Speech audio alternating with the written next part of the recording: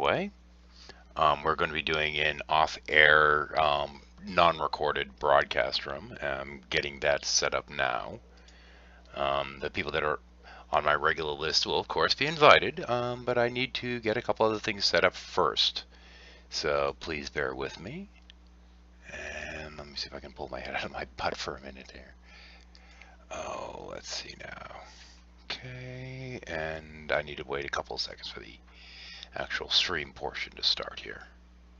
Hopefully I set the name right and all that fun stuff. Let's get to the event and see if we can get our little chat session in. And I'm going to have to make sure that I do the share properly here. Okay. And let's see now. Screen cap.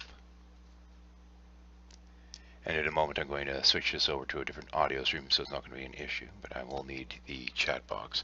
We don't have anyone in queue right now anyway, but I figured if I was going to just be uploading this damn thing anyway, I might as well allow people to actually comment on it while it's playing, or something along these lines, because, you know, I like the interaction.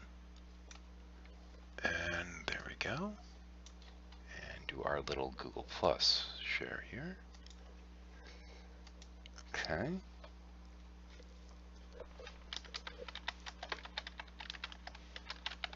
There we go.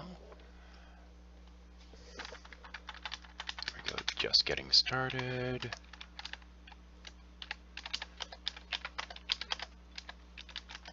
Air Hangout. While it plays. Here. And let's get a link in there. Where's the Hangout link? Here we go. Putting out for whoever. It doesn't really matter. It's going to be an off-air hangout anyway that it's going to be broadcast from. So that shouldn't be too much of an issue. And of course the little Google Plus share link just randomly vanished. Get back here. Okay.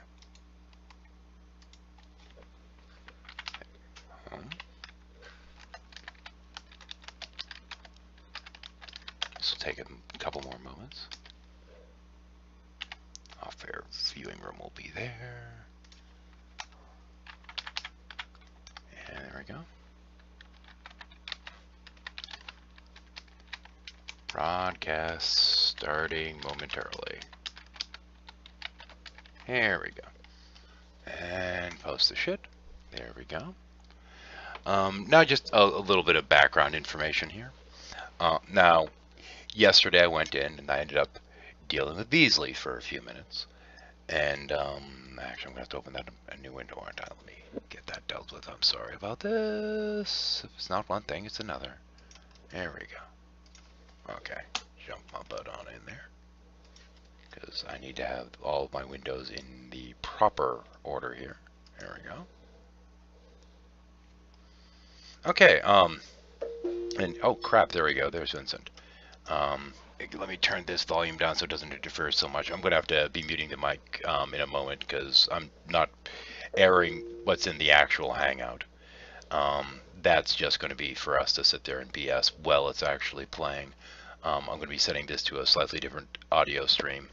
And, well, hang on, yep. Guys. Usual. Yeah. Right, good. Okay, I have to mute the Hangout apparently because that's a little bit louder than I want. So, in any case, let me see if I can get the actual presentation here started now. Now that I have a couple people at least chilling out here in the Hangout, and let's hit play. I assumed between watching the outside and coming back in here, you didn't actually read the remainder of what had been put in there. Okay, just 1 second, guys, because Shadow's been trying to get hold of it. No, I asked first. Oh, alright, way you go. Can you give me that sick beat one more time? The what? Can you give me that real quick one more time? Who, me? Yeah, you. I don't like doing that. Come on, you did. You did. Well, I just read it. I don't see. Yeah, that's your opinion. It can mean multiple things, but in Satanism, it means no God. Actually, that particular the peace symbol was initially designed in 1958 by the British Nuclear Disarmament Movement by Gerald Holtham. Now, but in Satanism, it's no God. Well, if you were to say that Satanism adopted it after the fact, that's a different matter. It could be. Yeah. Because this precedes Levian Satanism. Yeah, well, I don't think it matters too much. I mean, I'm happy for Rose to hold her view on this, and I'm happy with my position. So. And frankly, I've never met a Satanist that actually uses the peace symbol. No, they don't. They don't. It means no God. All they do is break a cross, and it forms into a peace sign.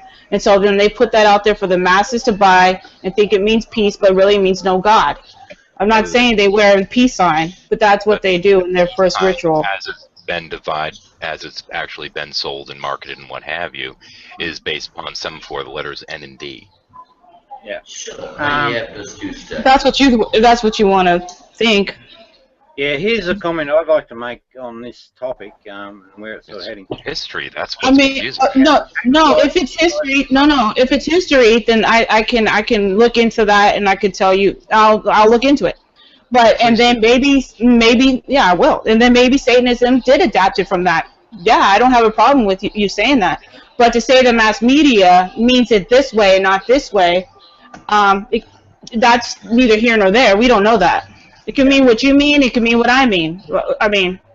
Yeah. Well, now, when somebody's making the peace sign, like with the image that's being used by Rob, it's always referred to as a peace sign. Yeah. Hang on. You say so. You want to think so? That's far more important thing I want to say, right? Now, I'm enlightened, whether you believe it or not. Doesn't I'm enlightened. Yeah. I'm dropping weight. He actually is. Lukey is, and also Rose, and I hold that to be a fact. Now, that's the highest outcome for an individual spiritually. So the best of the best, the cream of the crop. We always rise to the top. Well, you know, we're just the ones that have cleared away the cobwebs, and we see. You're saying we are the blessed. Yeah. So, from my point of the rest. I don't worry. Well, you can't think like that, Rob. Not Rob, Luke. You can't think like that. I know. I said I was joking at the end. You know what? I'm drunk. I gotta still reserve. I'm sorry. Now, hang on. You two sort this out. Come on. We need. This is the best love story in town, so we can't have it, you know, in trouble. Moving on. So go ahead. Why, Rose? What the fuck? Are you blushing, Rose? Anyway, so I just want to. No, I'm not. Yeah. Okay. All right. I was only joking. Only messing. So. Oh, jeez. Stop, man. But anyway, I just wanted to say that it's important to me. What's important to me in my relationship with Rose and with Lukey is respecting what, you know, this special state they're in. So the other shit, right, the non-important stuff, I just sort of dismiss. I don't count as important. That's all. I just want to say that. Yeah, Rob, you jerk.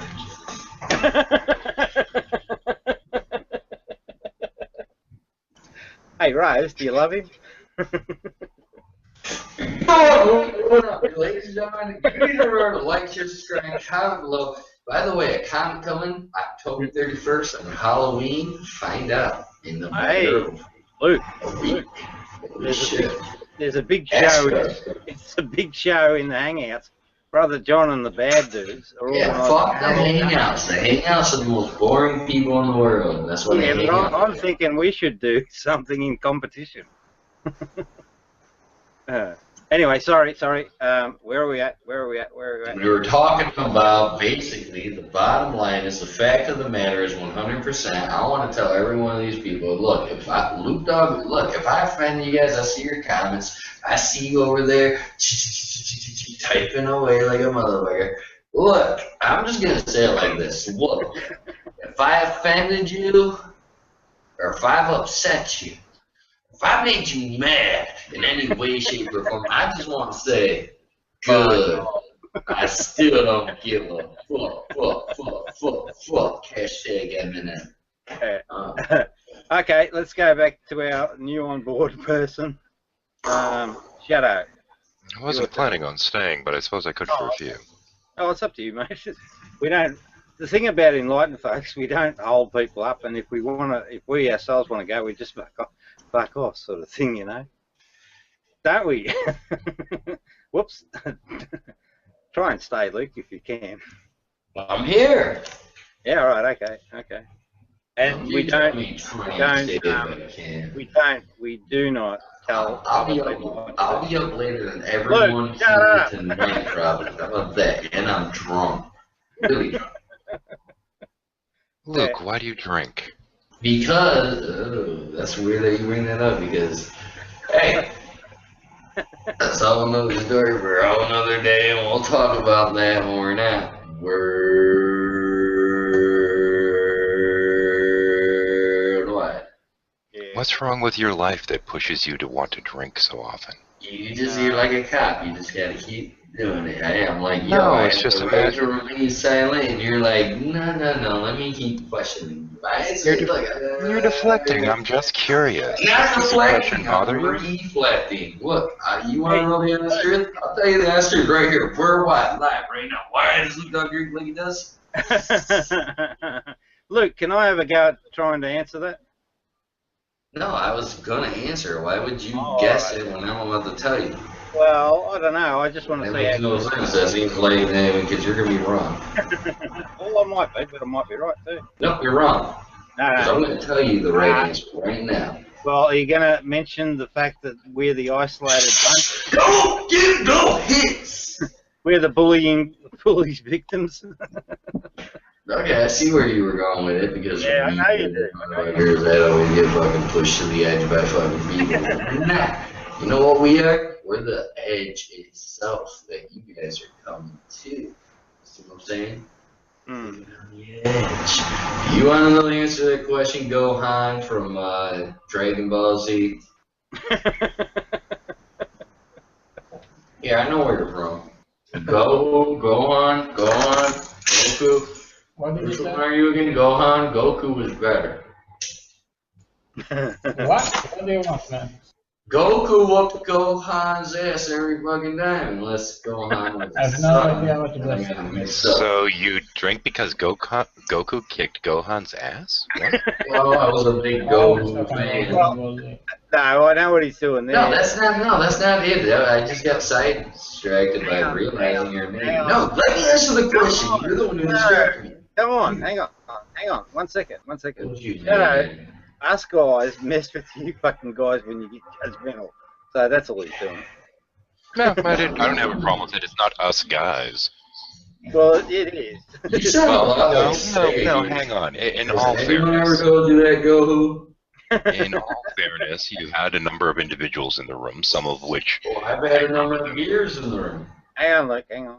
But, some of them regularly hang around with them, some of them don't. So I put a link on the side chat with what he was talking about, the N and D original origin of the peace sign, and then I put my link of also that it means this as well as the Satanists when they break the cross. I'm So sorry. there's two. That's a Wicca link. Do you have any that Well, aren't yeah. Wicca links? Well, no, I'm just doing this right now. I'm gonna do other Yeah, because Wicca right now. I do. isn't. No, Wicca is I know actually that. Wicca's a totally different religion. Point of Well, order. when I do it for hours, so I don't have time to do that right now at this moment. Oh, but I'm that's just fine. putting that there. I'm just pointing out that Wicca actually goes back to ancient Celtic roots. It's closer to the old Druidic faiths. Oh, that's just rude. Well, I know about the Druid. Yeah. Point of order. It's just a point. It's just a point of reference, is all I'm saying. Okay. No, what the point I want to make though, what Shadow did is something that I don't. Wikipedia links are fine as a resource. They're about 97% equivalent to British Britannica. And the other thing is, if you've got a problem with a Wikipedia source, pick. I do. Who does? I do. Wikipedia said Chris Benoit's family was murdered an hour before it happened. It's a good, efficient tool for getting at information. So Insufficient, you man. don't criticize it without cause. Hey, I'll criticize it. Well, there are actually lots of problems with Wikipedia. It's better to use it for the secondary search results that they have down at the bottom with the varied links to different sites for further research. No. I'd rather look up. It's non-disputable. Then at least do that. But if you fucking knock it just as a complete swipe, that's No, that's not what I'm saying. I'm saying it's good at least for further research. There are certainly errors in many of their articles, but I don't think that necessarily is a major strike against the site in general. yeah. But I mean, you know, if we were in a really serious argument, I wouldn't use Wikipedia, that's for sure. Oh yeah, it's a good, quick resource. Yes. That's all I'm saying. Yeah. I agree with that. I mean, if you're going to criticize the article and the point, because that way you get into the specifics, and then in the context of this discussion, we actually spend our time and potentially learn something. Whereas if you just throw it out the door, I think, you know, it just doesn't do the fabric of debate any justice. So that's how. Well, I like to look at all points of view, so I'm not gonna, you know, dismiss anything that anybody says. I have to look into it. So do you guys now want to have a discussion on this topic, and based on evidence that Rose has brought to the table? No, that's not evidence. I just put it there for people that want to know what he's talking about, and who might want to know what I'm talking. That's it. That's not evidence. It's just reference points. And we're both and I'm guessing at this point that we're both right. I don't think there's any right or wrong here. I think he's right and I'm right. I don't. Rose, in my world, there's only ever one truth. No. There can be something can originate from somewhere. And it could be like, okay, the Nazi symbol was a Buddhist. It was the symbol of peace and you know. All right, so and then they took it and reversed it and make it into something negative. So what he's saying can be true, and I actually agree with him at this point. That they took a symbol that means something positive and something good or whatever, and then they use it reversal. The Satanists and Luciferians like to do that reversal mirroring. So there can be both rights in that case. Okay. I hear what you're saying. However, there are two uses or two expressions of the symbol, but each expression has a singular. Welcome back, Five Planets. Has a singular history. Well, a singular history, yes, but in different time frames, different things can have different meanings. Yeah. Yes, okay, granted. So it's a matter of when you're talking about. Right. But absolutely. Yeah, but at a given moment in time, a point in time, let's call it the now, there's only one reality at that point in time. No, there could still be both because, like I said, the Nazi symbol, they reversed it. Just like the cross, they turned it upside down. Does it say that it only can mean one way? Well, to them, they believe it this way.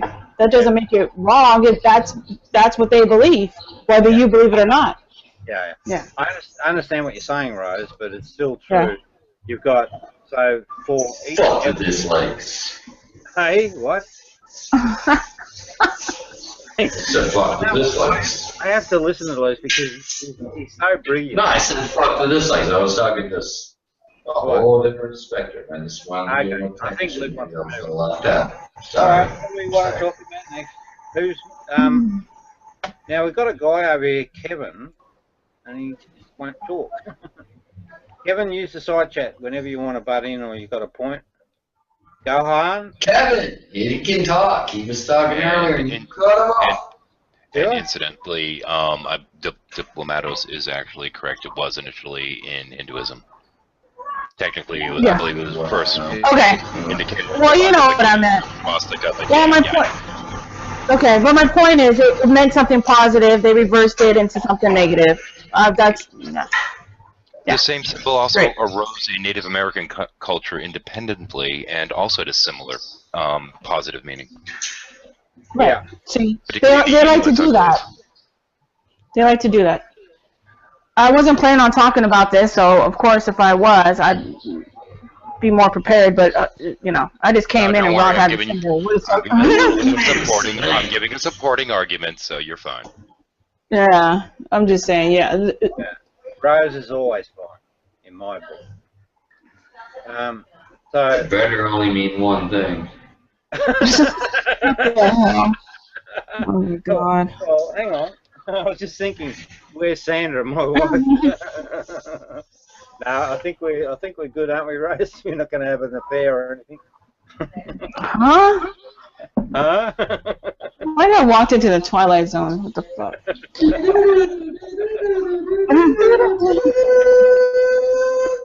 I'm gonna go back to researching in a minute and get the hell out of here. Oh, shit.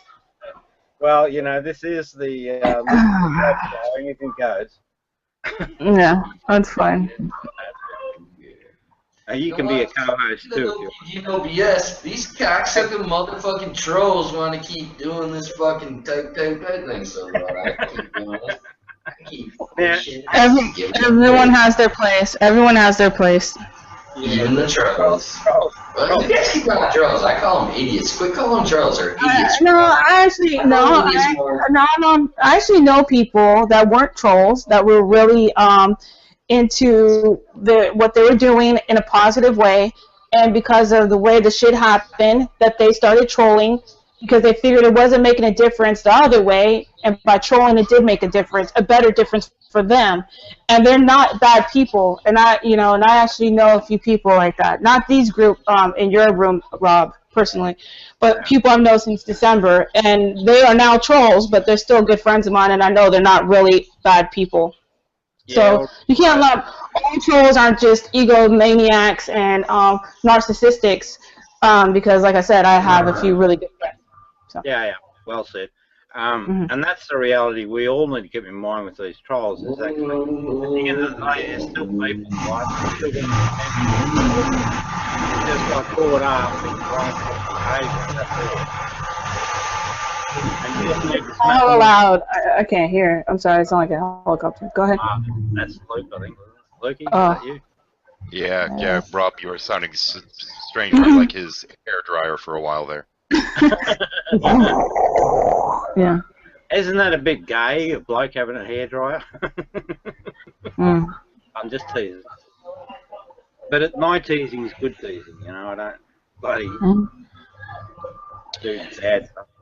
Anyway. So Shadow, what do you, I've never heard of you before, so like what do you do on here, Google Plus or YouTube? Or, like, do you have a channel? Like, what do you do? Actually, I have several different channels. I do one show which is called Insomnia Shuffle, which is just a bunch of people chilling around and BSing late at night. Can't hear. I know you can't. Something shuffle. Well, Insomniac Shuffle, you said, right? Yep. Where people go talk ahead. about whatever, and most of the loaded topics are off the table, and it's just a place for people to sit back and relax. Nice. You have a radio voice. But the main topics I've been doing lately is going after New Age woo. Oh, okay. Yeah. The New Age shit, yeah. What is New Age shit? New Age shit. Oh, well, he should tell you. Go ahead, Shadow. He's the one that's going after them. The New Age shit covers a lot of ground, from the law of attraction to concepts such as astral projection and various practices along those lines. Meditation. Well, meditation in and of itself isn't certainly a bad thing, nor is it... The way they teach it, though. Well, hang on then. It's really a matter of the methodology, because with meditation there can actually be benefit out from it, whether it be from Buddhism or what have you. The problem is the New Age movement's taken it and turned it into this yoga thing, which, you know, in the Hindu culture they have a word for yoga. They call it exercise. Well, no, yoga is also religion. No, yoga itself is not actually a religion. Well, here, I'll show you. Go ahead, keep talking. Well, the thing is, there is a group called 3HO, which was started up in Canada and spread predominantly during the 60s through the U.S. Now, it took varied elements of Hinduism and wrapped them in with exercise routines, and that's where most of the yoga came from. But yoga in and of itself is not actually a religion, it's just exercise. Wow, DDP yoga. However, they do try to trace some of the roots back to varied aspects of Hinduism. Yeah, Hinduism, right. And it says they think of it as their religion. But what they took from Hinduism isn't really from Hinduism to begin with. It's actually a corruption of that, which actually dates back to the 1920s, I believe it was, and Madame Blavatsky. Oh, her. Wow, yeah. Ultimately, it all goes back to her in terms of what happened was she went over to India, learned a little bit about Hinduism, brought it over to the States, screwed it up, brought it back to India, and started teaching them to get their teachings totally jacked. Yeah. So it's not even really Hinduism anymore. It's just this corrupt crap from this Blavatsky. Do you see how they twist stuff up like that, though? Yeah. She was a spiritist. She was a real flake and a con artist. She was evil. She was doing the Aleister Crowley stuff before even him. Well, saying it's all Aleister Crowley stuff's a little bit of a mischaracterization. It was seances and this kind of stuff. It was, yeah, but Crowley didn't really get into that so much, as far as I understand. But Crowley was a whole different bag of cats. Fiction, shut up, bitch. What did he say? What did he say, Luke? No, he thinks I shouldn't answer questions, is what he said. No, I appreciate that you are, Shadow. Thank you. Yeah, and I appreciate what you're doing. Now, meditation. You obviously know your shit, so I respect that. Yeah, that's cool. Well, it's good to be able to have communications because we can actually engage and learn stuff. But meditation specifically is just the event of shutting the mind down. So in other words, just stopping. Actually, it's really not. Yes, it is. Yes, it is. How is meditation shutting the mind down? Oh, well, that's probably a bad slowing the mind down. No. Cutting out the stuff that's going around you. No. Quieting the mind. No. No. What it is not thinking. That's all. That's quieting the mind. Yeah, that's quieting the mind. It's making it's clearing out the. It's quieting the voices, your inner talk. You quiet that. Yes, but it's like an on-off switch though. You just don't do it for a period of time. It's actually. It takes a lot longer than that. No, it's a process. The more you think about. Hang on, I'll meditate now. The more you think about not thinking, the more you think. No, well, I understand that challenging aspect, but the true meditation is just stopping the thinking. That's all it is. Not in accordance to any practice that uses meditation, no. Ah, well, they're wrong. Okay. So, then what? What? No. Here's kind of the issue here is you have this long enduring tradition that's been around for thousands of years, and that tradition doesn't explain itself properly, you're saying? I guess so. Because that's meditation is just stopping thinking. That's all it is. It's slowing the mind. It's finding peace within oneself. It's all these different things. Oh, okay. I understand what you're saying now. You're talking about the process towards enlightenment. Yeah, actually meditation was considered to be a key integral part of the process to try to gain enlightenment for thousands of years. Yeah, but it's best to keep them separate. Don't muddy the waters. So, But what do you mean don't muddy the waters? I'm getting confused. Actually, hang on. We've got enlightened people in the house. Well, from what I know, Rob, I get an echo, so it's hard for me to talk sometimes. If you don't mind, thank you. I don't like hearing myself talking again. All right. That the New Age thing, what they're doing with the meditation is more of opening yourself up.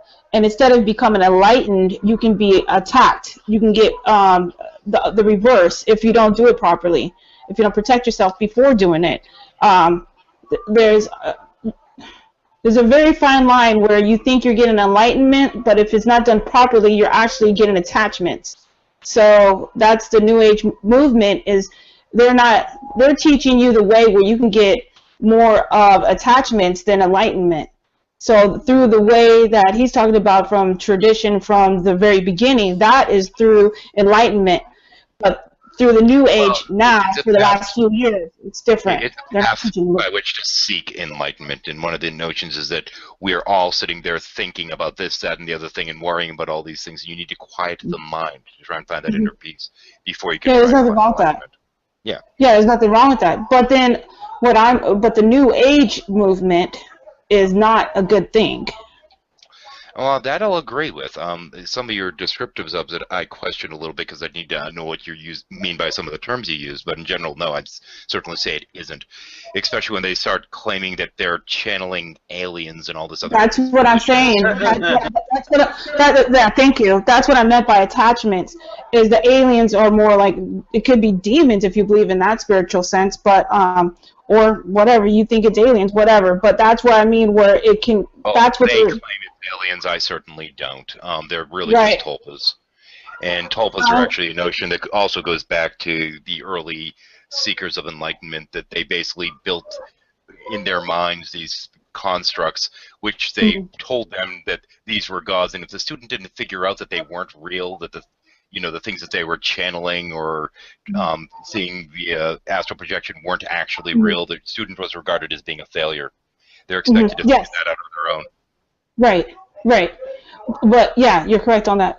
But what I'm talking about is the Thank you. What I'm talking about is the attachments, though, is when you open yourself up and you're not protecting yourself and you're not doing it through enlightenment. You think you are, but really you're opening yourself for demon attack or for lies for somebody like the channeling. That shit's that when they're telling you, "Oh, I'm from the astral belt of Uranus." Come on. That would be a tulpa. That's just a psychological construct in their own mind, not an actual thing. It's bullshit. Right, and so obviously you're not doing the enlightenment the proper way if you're getting that from your responsive meditation. So that's what I mean. Yeah. Yeah. Well said, Rose. And I hope so. It's quite complicated. But well, no, it's actually simply and fast. Rose, it's not. It's actually very, very simple, but it's made complex for a number of reasons. So the complexity is an add-on. Now, so may I give my 2 bobs worth on meditation and enlightenment? Please do. It's your room. Yeah. Okay. Yeah, but I want you to know I'm not disrespecting your position because I think your No, you can't. Okay, good. Yeah. Well, I can't. I know I can't break enlightenment. It's just impossible, right? Because you hold the truth in mind, and there's no cognitive distance, and that's just the way it is. Right.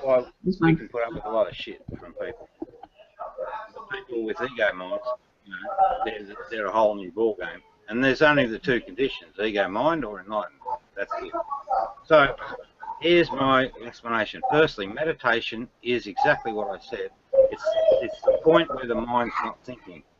Then you were talking about extending the concept of meditation to include the enlightenment journey. I think that they're better kept separate. Now, the enlightenment journey is specifically this, and it's not complex at all. What happens in life, we get these faulty notions in mind about reality, right? You hear the saying, the truth will set you free. Well, that's absolute truth. So we get these faulty ideas about reality in mind, and they're created by 2 things. The external context that's occurring at the time that the data is coming into the system, and the other aspect is this internal survival instinct that for the self, and this is the thing that watches the data as it's coming in, its context, and then it creates false representation of that data, and that's the memory held in mind, and all these faulty, these ideas held in memory driven by this selfish instinct, what they do, they become a collection over time, and that is what I call the ego, and it is exactly what the ego is. So to achieve enlightenment, you've got to actually look at all of this faulty information you carry, bring the truth to bear, and that can be really uncomfortable. That's why Jesus said there's a disturbing phase. And when you reconcile that so that you hold no false ideas in memory, and this is why we must always tell the truth, right? Because telling lies creates these false ideas in memory that have to be reconciled. So once you reconcile all of the errors, then you're enlightened. That's how I understand it to work, and I think it's pretty precise. Okay. You don't want me to answer to that one. What's that? you don't want me to answer to that one, so I'll just be quiet for a moment. Why not? Nobody's right or Go wrong. for it. Go for it. Go for it. Here's the thing, though. Well, you say that there's nobody right or wrong here. There is an individual in the room that seems to think that that is the case, that there is a simple right and wrong. Correct. That's me. He's sticking up his hand. That's me. Well, I don't take that stance. I think that it's okay to be corrected. I think it's okay to look at it from different points of view. And I don't always agree that I'm right. I make mistakes. I'm not perfect. And it's good to hear someone else's, perspective. Well, the thing is, classically speaking, what we refer to as the ego is actually used in a different way throughout, well, pretty much all of society. And I find that a little bit problematic when one tries to communicate when they're using a word drastically different than, well, frankly, everyone else does. Okay, good. Hold a second. Okay. I'm gonna run this inquiry on pretty strict terms because I think this is going to be really productive for both of us. But I'm going to ask you, if you don't mind, to move through each specific assertion that you make that challenges my position, and let's look at the detail as we go, rather than. Do you understand what I'm saying? No, I understand what you're saying. Okay. So if you can start, and feel comfortable with having a crack at me, because I have no problem at all with that. Like Rose was saying, this is an opportunity for. These are the richest times of learning, when we actually go after the truth without any fear or favour. Yeah, so go for it. Now, I don't know who these people in the room are. I hope that they're good people and won't misbehave, so I've brought them straight into the conversation. But you can give me controls if you want. I will. I have a question. How do you find the truth? Who's that? You have to look for it. But how do you look? Right. But what's the truth? I know the absolute truth. I know the absolute. Well, you can't just look for the truth, because what if you look for the truth and you look inside a butt? See, now you're just bastard. Who is that? Who said that? Listen. That, right? Can I speak? Can I speak? Which person said that? Right? Warona. But say you're looking for the truth, but like, what if like different religions and different say for example, you're looking for the truth, but different religions say different things, and how do you know what's the truth? Right. Because okay, can I answer that? Yeah, if you mind. Okay. I had to study all the religions I could find. I had to look into Luciferian, Satanism, Catholic, Christian, Jewish, Muslim. I had to look into all that. I studied all of them, and then what came to me was, I don't believe in any religion. I don't believe in a religion, period. None of them felt comfortable with me. So that's my personal truth. So what is comfortable for you is not going to be the same thing that's comfortable for me. Yeah, we're all different people. Right. I have a question. May I disagree? Well, Hello there. here's how I view it. Hi, mister. Mr. Brainiac here. I have a question. One second. So, I hold the view, and I think I'm fucking pretty right, pardon the French, but that every human is equal when it comes to spirituality.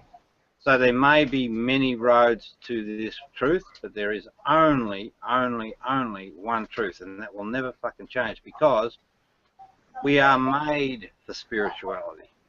We're made for spirituality all the same. Doesn't matter about male, female. That's why I can see Rose, and she comes from her background to the truth. And Lukey, we can look at Luke. He's Lukey with lifting weights. Anyway, so that's my, and I hold that to be absolutely true. And I think it's one of the wonderful things about humanity is that we are fucking equal. It's true. There is only one race. It's called the human race. Anyway, I think who had a question? Mr. I think. Yeah, That Mr. was me, Mr. Brainiac. I have a question. If you guys, I was wondering, like, your profile picture with the Islam thing. Like, what's the problem with it? With their religion? Good question.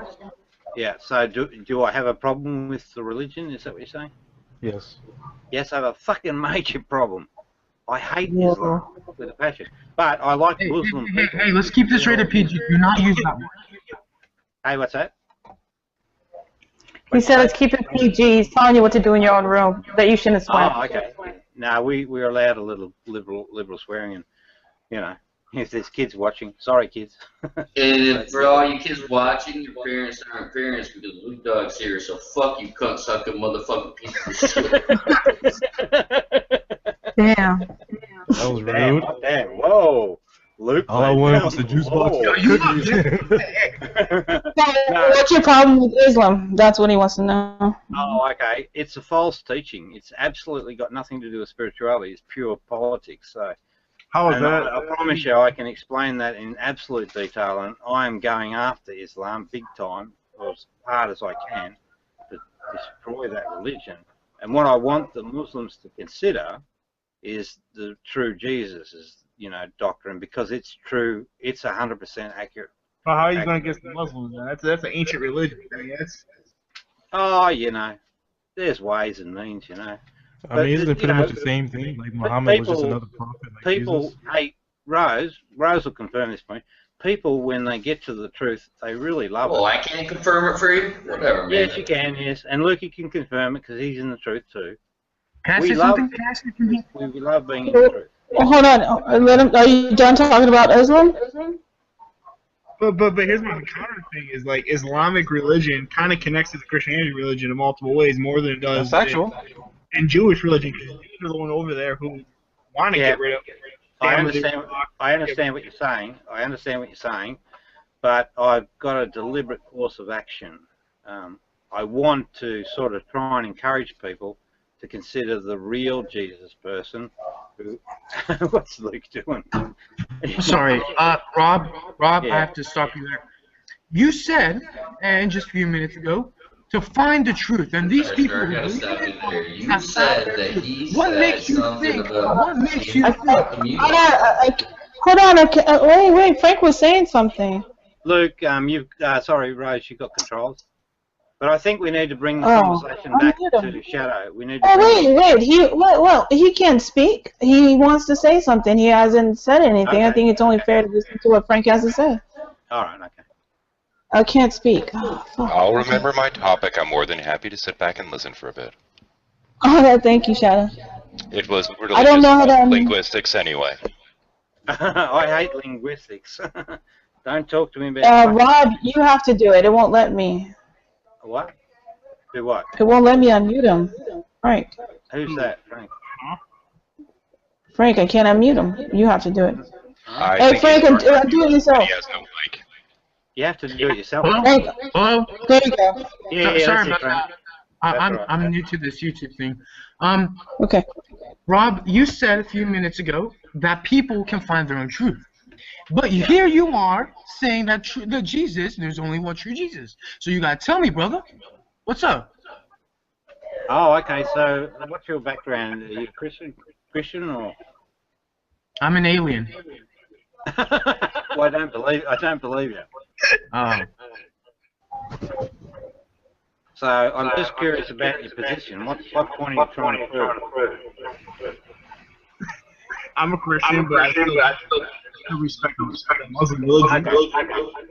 Now, Rose, no disrespect, but I've got to tell the truth. I know it. There's a really bad echo. Okay, is it me or? It's you, Rob. Okay. Okay, so now. I can't talk. I talk amongst yourselves. No, I want you to talk too, but I just can't hear when people are talking. I don't think anyone can. Frank. Fair enough. Okay, does anyone else have an argument on this, or? I have an argument, Mr. Brainiac. I think the biggest key here is you're going against the Islam nation because it doesn't agree with your Christianity. It's like if I like chocolate cake and somebody else likes strawberry cake, should I try to ban strawberry cake?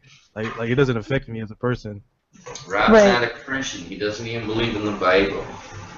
Alright then, so why is he trying to take it down and saying yes to Jesus? He don't like Islam. He believes in only Jesus and that Jesus is the only one, even though Jesus is in the Bible, which confuses me too. But you know what?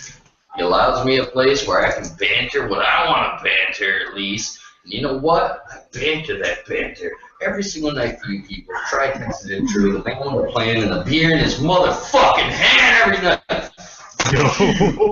Yo, I love you, bro. You're my idol.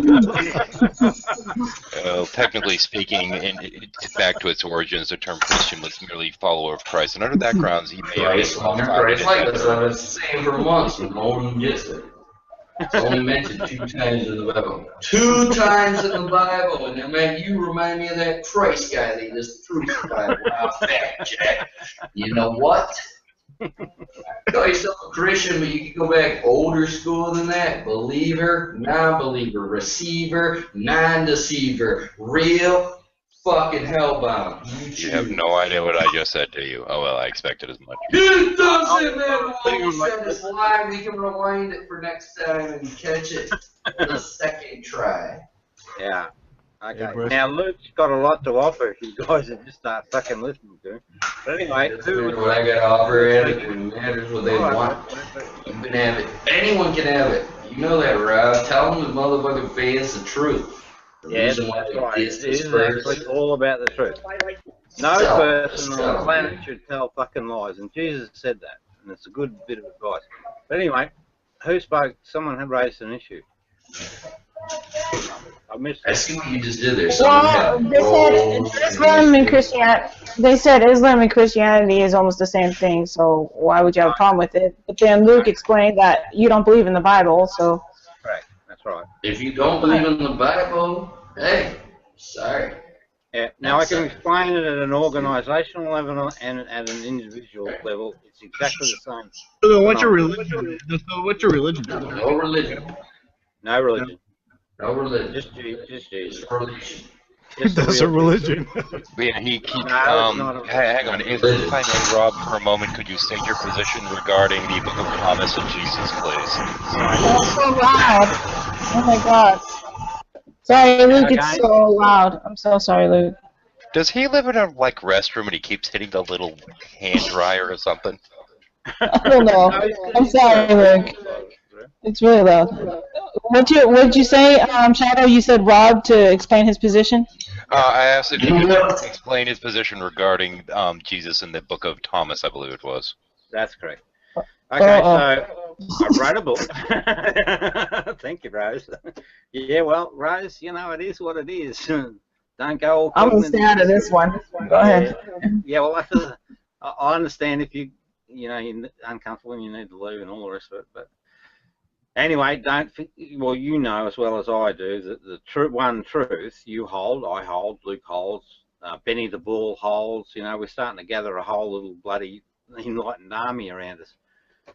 Oh, and there was this. Hey, Rose, this is an interesting thing. This is this bloody. I don't know if you come across him, but he's a hamburglar, or he's got a little animated hamburglar. Oh, yeah, Luke was talking about him yesterday. Yeah, he's so funny. You should do a hangout with this dude, And actually, when you get him and Luke playing off each other, it's Comedy Central. Okay. Yeah, but I like to do my shows with information, though. I mean, that's okay if I'm just doing a fuck it show, but That's cool. That's cool. If I may, Rob, I believe there are people that were waiting with bated breath to hear your answer. Oh. Okay. Well, see, enlightened folk, capture the moment, and they see something that's important, and they just turn their attention to it. Don't we, Rose? yeah. Oh yeah, big time. I think, Rose, we see, there I go again. Rose, I think, our intelligence level is pretty good. I don't know whether to rate on an IQ scale, but fucking pretty impressive. I don't know. I don't toot my own horn. I don't know. No, I do, because I would like people to know that this is a great place to be. That's why I do it. Okay. Yeah, okay. So, we're running out of time on this planet. We've got to fucking get our shit together in a hurry. So what's up with the Book of Thomas, though? Yeah, I'm getting to it. All right. Keep me on point. Yeah. So, I wrote a book, What is this thing called God, right? And that was my life's journey into studying, just like Rose did, inquiring, what is this spiritual story? And I was fortunate enough to stumble across a lost document has been lost for a number of years. I think 320 AD to 1945, and then it was found, right? So it's hidden away, and it's called the Gospel of Thomas. I'm suspicious of the naming because it really is the Gospel of Jesus, because it's just his teachings. Thomas was only the pen man, so he only wrote them down. It's a collection of 114 sayings. It promises at the opening that if you can interpret, and there is a requirement to interpret, I've done that work. So interpret these sayings, you will lose the terminology is the taste of death. Now what that means is you lose the fear of death. Now if I ask Rose or if I ask Lukey, you know, that question, are you afraid of death? They just instantly say no, without hesitation. And then they want to talk about something else. It's just not something that the mind seems to entertain at all. And that was true in my family circle. Right, so you get this liberation from this fear of death, which is, you know, a heavyweight thing to carry through life. You don't Yeah, that's true. That's true. I know, Rosie. That's why I know you, and you know me. You know, we you know, the thing I was thinking about, Rose, the other day is that it's like we're thinking out of one mind. You feel that? Well, I think that's just from Jesus conscious, right? Yeah. Okay, but you know, whichever way we describe it, I think, you know, there's that oneness, right? So I'm looking through these sayings and I interpret them all, and I find that it actually works. You know, it actually delivers on its promise. It's also something that Plato spoke about, and because we're talking about the human condition, it shouldn't surprise that the information that we're talking about. Man, you don't gotta answer this. Like, let me just stop you right there, bro. First off, Detective Conan is the greatest ongoing shonen. Shout out to me. No. Wait, what are you talking about? No. Something cognitive. I have to mute you right there. Don't ever disrespect Mr. You are right. You are so. Okay, come on. Yeah, all right, you guys. Let's put our grown-up pants on. Welcome to the portion of the show where we mute each other. Now, what's happening here? It's interesting. What's happening here? Hang on. Shut up. What's happening here, right, across this group, we can actually determine people that are cognitive dissonant about this. I mean, obviously what's happening here is we are here with a plethora, a crew, a group, a regime, a whole posse of motherfucking people in the clique. I know who they are. I know where they come from. It's cool. That's right. Welcome to the motherfucking We come from the new world. The new world. Is that the guy from the mask? So these are fucking... Django! You're the guy from the mask. It doesn't matter, you know, it's a bit of an education problem, I don't mind. Yeah, I was curious about the timing that they all came from, so, yeah. I know where they came from. It's cool. Yeah, okay. Where do we come from? I wonder. Oh, I'm not gonna say that, dude. I'm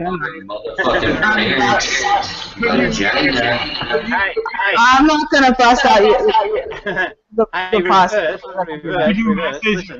reverse.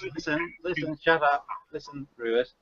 You picked the wrong people to mess with. We're fucking superior than to you. Now, Rose, I know that's beat me on. How are you more superior than me? We're all crazy people. I could argue this all day.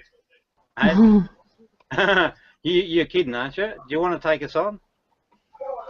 Actually, Rob, if you're thinking that they're part of that group that I was trying out with earlier, none of the voices match. None of the voices match. No. Shadow's not part of that. Shadow's not part of that. Let's build them up. Hope we build them up. Maybe they Alright, be part of the group. I actually would debate this. It's all okay, folks. It's all okay. Just settle down. I'm just saying, show me acid first at least and see what the same guy from the mask. Oh, the guy from the mask left. Never mind. They know I know where they're from. That's why.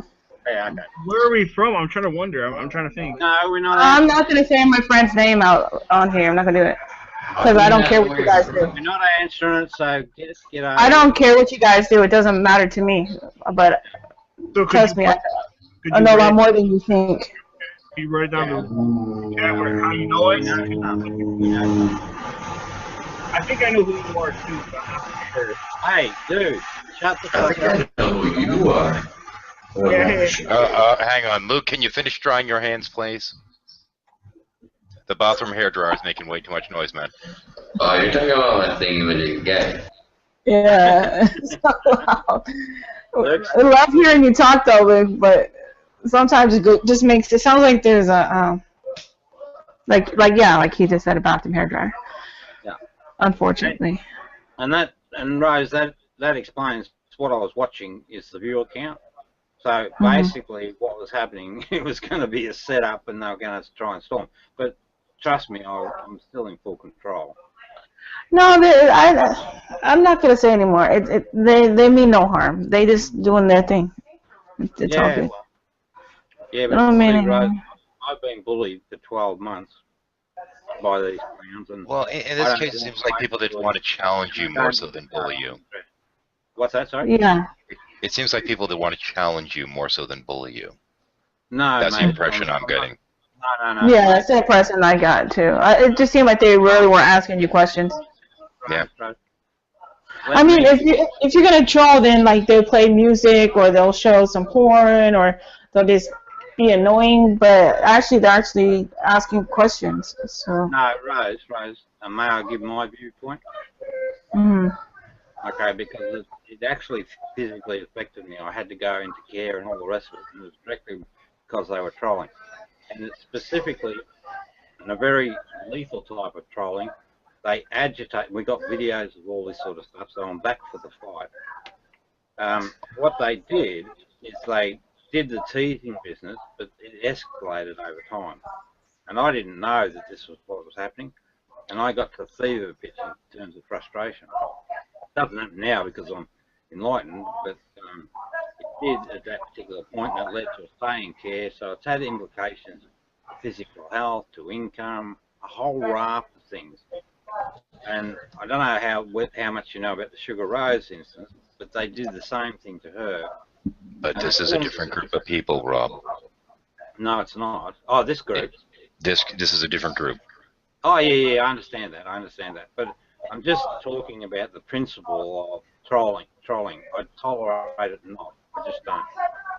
And I won't stand down from it, and I won't walk away from it, and I'll kick people in the ass intellectually, right, until they fucking tell the truth, and that's doing them a favour. And I have a huge problem when we play it down and sort of accept this sort of behaviour, because people are doing themselves harm, and you know this, Rose. By these sort of behaviours, there's a karma context. And it actually, the end of the road, when they actually come to pass, and I've seen this passing event, what happens when a person doesn't reconcile spiritually, and it comes time to death, they die in regret, and it's the worst fucking thing ever. And you might think, well, fucking hell, you're being over the top here, Rob. But it's because they are allowed to, you know, basically develop ego behaviours. I saw it from the inside, right? I was the persecutor, the victim. And I promise you, good people like Brother John, Cerebus and that did extremely malicious things. And the level that they escalated to because I stood up to them, you know, sorry, cognitive dissonance. You hit him from. He wanted to say something to me, to you, and he wanted to tell you I would have debated him on taking away my rights, and you hit him from the broadcast, so he couldn't speak. But that's okay, Rose. I mean, shit, tomorrow's another day. You can have it then. Well, the thing is, people don't necessarily come back day to day. Sometimes you'll get somebody that's never heard of you before that'll come in, interested in finding out what you're all about, and if you don't actually give them a chance to speak and engage and find out what's going on, well, just these things will happen. You'll never see them again. That's okay. That's life, you know, no harm, no foul. But I thought you were concerned with enlightening all kinds of different people out there. Well, isn't that kind of against your mission? Not every fucker, because it's a lot of hard work, mate. I promise you. You've got no idea. But if somebody comes in truly seeking, which some of these people seem to be, seeking answers at least. No, I'm going to conduct it this way. If they're interested in the answers, I've got them, and I know I've got them. If they want that, they have to do it on my terms. I'm not going to fucking pander to their silly position. I've had all that stuff, and I've had those conversations. And Rose, you know what I'm talking about because you probably would really love to help people, but they just are frustratingly fucking ignorant, you know. And, Okay. There's a point of being frustrated and ignorant and letting somebody talk and ask questions, whether you agree with what they're asking you or not. Rob, no offense, Rob, but I can't lump everybody into one category and say, well, you're just like everybody else when they're just asking me a question. I do this for 8 hours sometimes, Rob. I know how difficult it is. Rose, no, this is me. Well, no, this is my call. I don't tell you what to do, and I know that you won't tell me what to do, but I'm just expressing to you, this is my call. I've made my decision. This is how I'm going to function, you know? Yeah. Well, in my room, this is how I would do it. I would allow them to talk. But just saying. Right. But I understand if you don't want to deal with it, that's up to you. I'll give you a race, and we'll see how many people we can enlighten, and that's a great idea. Well, I'm not trying to enlighten people. I mean, if that happens, it happens. What I'm trying to do is just present what I know. The truth. And, well, I mean, I hope so. But last night I learned a different perspective that I didn't ever consider before. And because I allowed everyone to share with me their different views, I was able to, it unlocked something in me, and I was able to see it from a different way. And all these years, I've always saw it this way. And just by talking to this one person, Jake, last night, I totally saw it in a totally different way. Totally flipped the coin. And I was just, like, blown away by it. So, like, sometimes you think you might know a certain way, but then if you let somebody talk and that might have a different opinion, you never know what you might learn from that. Rose? Sage words, Rose. No, not really. Well, certainly for someone on the journey, but I'm actually at the end of the journey, you know, and I'm just about... Well, I am too, but we always have room to be encouraged and shown a different perspective. Actually, I'm not at the end of the journey. I'm still on the journey to the day I die. So I'm going to take that back. No, Rose. Yeah, I'm going to take that back. I'm still on the journey. Rose. Can I give you a counter position, though? That's all I want to give you. Well, if you let me finish first. Yeah, go ahead. Okay, thanks. What I'm saying is, it's without the echo, though. I'm not sure who the echo is. That's it's Rob. I don't want to mute him because it's his room. I don't want to be rude. Fair. Yeah, what I was saying is, this is... I don't want to mute you. Alright. It's a constant journey I feel like I'm on. I don't feel I have all the answers, no. Do I know more than I did 3 years ago? Yes. 5 years ago? Yes. But I just learned something last night that totally changed my perspective just by listening to this one guy. The first time he ever came in my room was last night. And I actually started crying because I was like, wow, I never thought of it that way. And it was amazing. Moment. It's great, isn't it, man? Yeah, it was so amazing. And I was just like, wow. And I thought about it this morning, too. I was like, I am so thankful for him coming in and showing me this. And, you know, I even texted him and I IM'd him and I said, you know, thank you. Please come on again. You know, because we're not always right. I don't feel that we might think we have all the answers, but the answers are in all of us. And I think that if we allow each person to speak and give a fair way of their thinking, whether it be negative or positive, it doesn't matter. I mean, I think we can learn from each other regardless. Whatever. That's how I feel. Hey, Rose, have you ever heard of TED? TED, what, the movie TED? No, it's called The Amazing Meeting. It's where they gather all these great minds together and they talk about all kinds of weird stuff. Oh, that sounds good. It's TED. Really? It's actually really cool. They'll have all these different speakers. Some of them I like. Some of them are, well, they had Dawkins. I wasn't too happy with that one, quite frankly. I've never been a big Dawkins fan myself, to say the least. But in any case, some of these... Hang on a second, dude. Hang on a second. Is it called TED Talks? Yeah, TED Talks. That's it, yeah. Thank you, I found it. Thank you. There's one moment. Shadow, I'm almost done. hang on. There's a great one called Being Right. I'd recommend it. It's fantastic. Oh, okay. Okay, I see it. Thank you so much. I'm going to check that out. I'm done now. Hang on. Yeah, okay, Thank you, Shadow. Hang on. Don't get too far off point because Rose expressed her opinion on a topic. Yeah. It's appropriate and very important, and in our conversations, I get to express the counter opinion. Of course, yeah, please. Okay. So I hold the view, and I hold it very strongly, that I hold the absolute position in terms of spirituality. So I don't agree with what you're saying. I got that it's validated in the Jesus teachings, it's validated in me experientially, it's validated in through all the texts, and I just know that I've got, and I've worked out all of the basic elements down to the base point, right? When I take on an inquiry, I always follow it to the base point so that I can learn that. So in the accounting that I learned, it was A equals L plus P R minus E.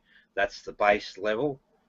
In computing, which I worked as an IT manager, it was 1 and 0. Once you understand base points, you understand everything upstream from that.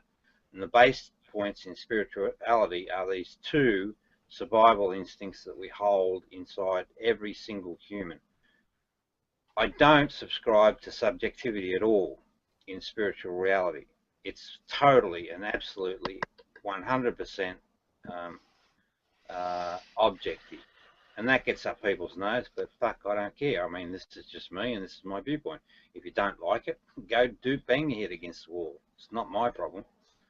So that's the view I take, and I won't shift ground. In Jesus' day, there was a group of people, they were called the immovables, right? So they were a collective thing. And when I saw that, I thought, oh my goodness, there is an ultimate understanding in spirituality. That's why they were called the immovables. That's me. That's who I am.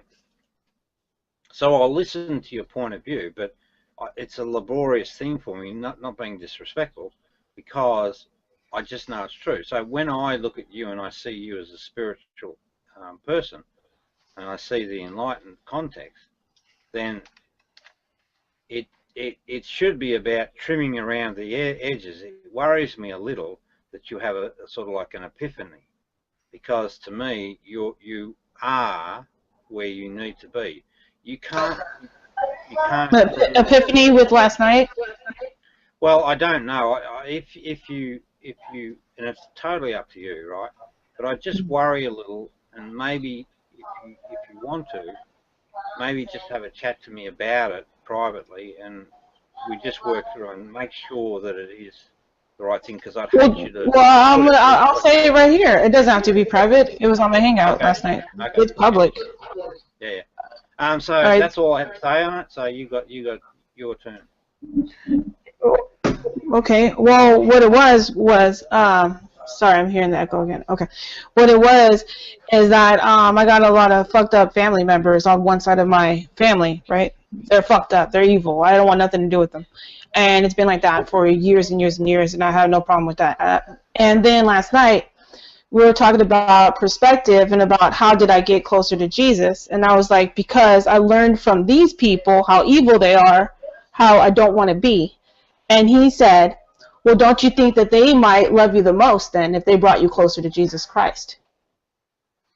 And I just went, whoa.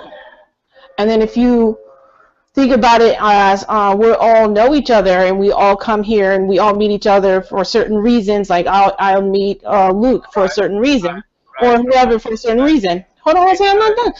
Wait, Rob, dude, come on. So then my point is that maybe these people, because in a spiritual way, spiritually, they love me that much that they have came here to be the catalyst of that evil to push me closer to Jesus Christ. That's what I'm saying. They're the catalyst. Okay, and I never thought of it that way. Right. I got it, right? I get things very quickly, right? And I'm really... No, I'm talking to everybody on the board that was been listening, so then they understand what I'm talking about. But for my benefit, what I need, I just wanted to stop you and get you to repeat that sort of that motherhood statement, which was, and I want to just understand what it was. Just say the thing that you went wow about again, and just keep it into a little short sentence. I just want to... Oh, I'm done. That's it. No. I'd like you to repeat it because I didn't quite catch it. What was it? So, what was the wow moment? Is it about your family? Rob, we don't about it. Hey, what? Well, what? What did he say? Oh, Lukey, I missed it. What did you say? it'll be important. Go ahead, Luke. Yeah, okay. So it was something. Here he comes. I can't tell you because I can't repeat myself. And if I repeat myself about not repeating myself, then I'm repeating myself. Okay, got it. I don't want to. I got it. I don't want to repeat myself, but I will for you, Rob. My epiphany moment was thinking, well, why these people are just full of hate and they're just evil people. I want nothing to do with them. And then my epiphany was when he pointed out, well, maybe they're the catalyst that chose to be that evil in the spiritual form in this where we are now. This is spiritual. It's not just about physical and mental. It's a spiritual. Okay, got it. Okay, so they're the catalyst spiritually to help me. You keep cutting me off, dude. Yeah, but I got it. Oh, you're pissing me off now, Rob. I'm gonna punch you in your gut. The hell? I don't know. Asking her to explain something, then stopping her from finishing the explanation kind of confuses me as to what the motivation would be. She went through the full explanation. I just needed to get the idea. I couldn't quite see it. So that's actually valid, Rose. Valid. So I understand that, and that's not going to do you any harm. So I'm just happy. That's all. I was just worried for you. Make sure it was right. Well, it is right because yeah, okay. I felt it. Yeah, okay. I just want to say, Rob. Because people can tell you shit and it's wrong. Yes, sir. Yes, sir. Yes, sir. Yeah. No, I have discernment and I have a strong intent. Okay. Yeah. Sorry, Luke. I have discernment though, and it's very strong. And nobody's just gonna lie to me. And I go, oh yeah, I believe you. I'm not gullible. What I'm saying is, when I'm getting tears in my eyes, and I actually feel that this is the truth for me, yeah, then it is correct. It is, but it'll also be the truth for everybody. That's an absolute truth. So, and it's great. Yeah, I understand exactly what you're saying, and I'm just naturally curious about that particular part, but it's whether you want to do private or whatever. And I just concerned that I wouldn't want to see your spirituality, which to me is the perfect spirituality, harmed in any way. That's all. And I know your discernment's all there, so maybe I need to kick up the ass, but it doesn't hurt to have these talks. Both feet at the same exact time, straight up in your ass. Okay, Shadow, back to you, dude. Please. For what now? Hey, I don't know, dude. I don't know. Back to a discussion from an hour ago, or?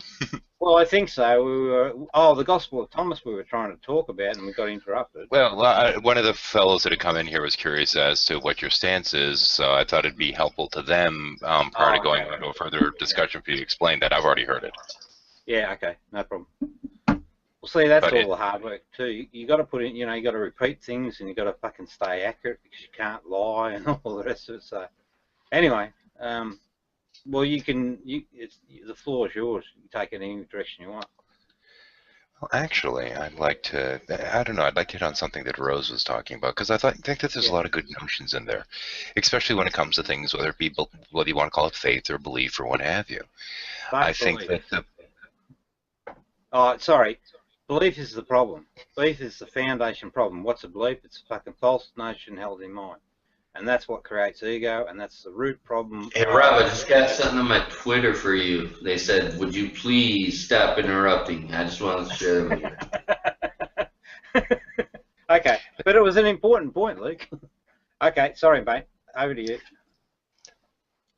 Okay, but in any case, as I was saying, whether it's faith or belief or something that's a deeply held conviction or what have you. Sorry, I just had to say that. It's the enemy of the world. I can't let that go unnoticed. Yes, but belief is indeed... Oh, let me get to the point and you'll understand why I'm using the word, perhaps. No, I probably already understand. No, well, actually, I don't. Okay, please, by all means. Rob, people on my Twitter are hashtagging. Let them get to the point. They're hashtagging it right now. I already got 5 hashtags for letting them get to the point. Hey, look, Rob, I'd like to invite you to make my point for me, then. Go for it. I'll give you 5. Nah, I haven't got it, mate. I was joking. No. I got 8 hashtags now on my fake Twitter saying that he needs to get to the point and Rob needs to quit interrupting. There's like a hashtag war, hashtag Rob, let him finish, and hashtag get to the point. This is a war, guys. I've never had this, especially on my fake Twitter. In any case, as I was saying, trying to say at least, whenever somebody holds something, and there we go, I'll put it that way so Rob doesn't feel the immediate need to interrupt, what happens is you have these viewpoints. And how can you know how valid they are or how true they are until you really allow them to be tested? Because I find that in terms of trying to understand things, the more you have to question your own views towards things, there we go, I'll use views this time exclusively, the more you evaluate and the more you come to understand what your position really is. Well, let's answer the question. Oh, bugger. Here we go. Actually, if I may for a moment, in the Old Testament, prior to the introduction of the anthropomorphization of this Satan character into the devil as it was carried forward into Christianity, the character of Hasatan was actually a member of the divine council, a loyal servant of God who was tasked with questioning the faith of his followers. And the purpose of this was to try and help them grow in their understanding of the divine. This actually goes back to Judaism. Now, Christianity certainly took a different spin on this, which is influenced predominantly during the Second Temple period by the introduction of Hellenistic traditions within the temple during the late Second Temple period under the direction of Rome. But in any case, the point is that even the initial Satan character as presented by the Jews in the Old Testament, his purpose was to test people's faith so they can come to a better understanding of the divine. So your story actually I thought was really kind of neat because it kind of showcases that a little bit. Well, and that was in relation to Rose, of course. Yeah. Now, the way I inquire, right, I'll start at the top, I'll look across, so I use the analogy of a tree. So I'll start at the branches at the top, and then I'll gradually progress down to the trunk and down to the actual seed, and that's what I'm looking for. And I'll just keep pushing and pushing and pushing until I fucking find it. So what you discussed then is sort of, you know, middle level stuff, you know, abstractions to sort of try and define spirituality. I've sort of that sort of makes it hard work for me because I can do it. I've got to correlate each abstraction or myth or whatever it is that's supposed to be based on something that's real in this world. But here's the bottom line, right? It comes down, like in computers and on and off switch, in humans, every single human, male, female, doesn't matter, stuff, we all have these 2 survival instincts. So you've heard that story, and perhaps I can stop there. But this is the absolute condition of spirituality.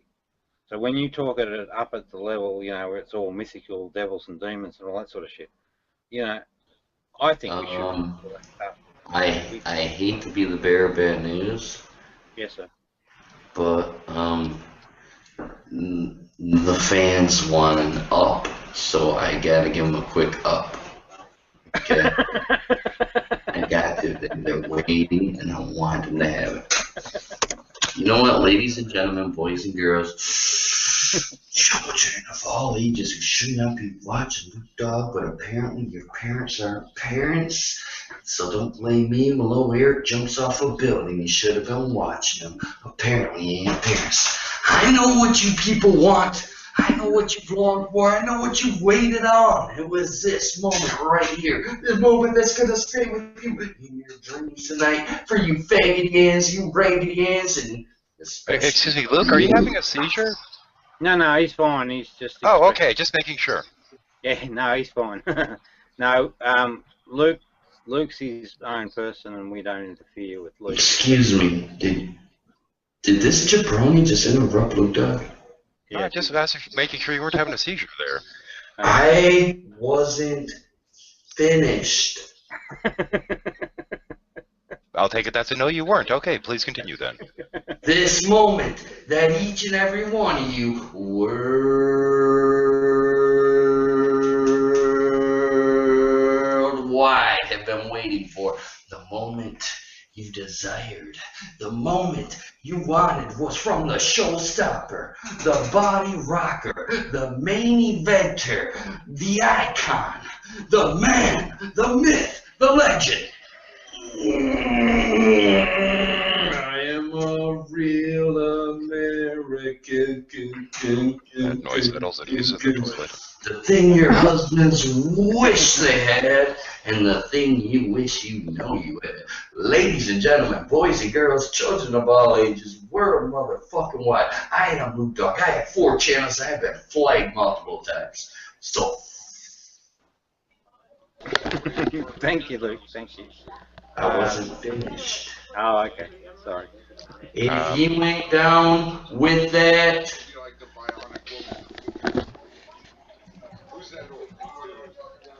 Is that finished? for you.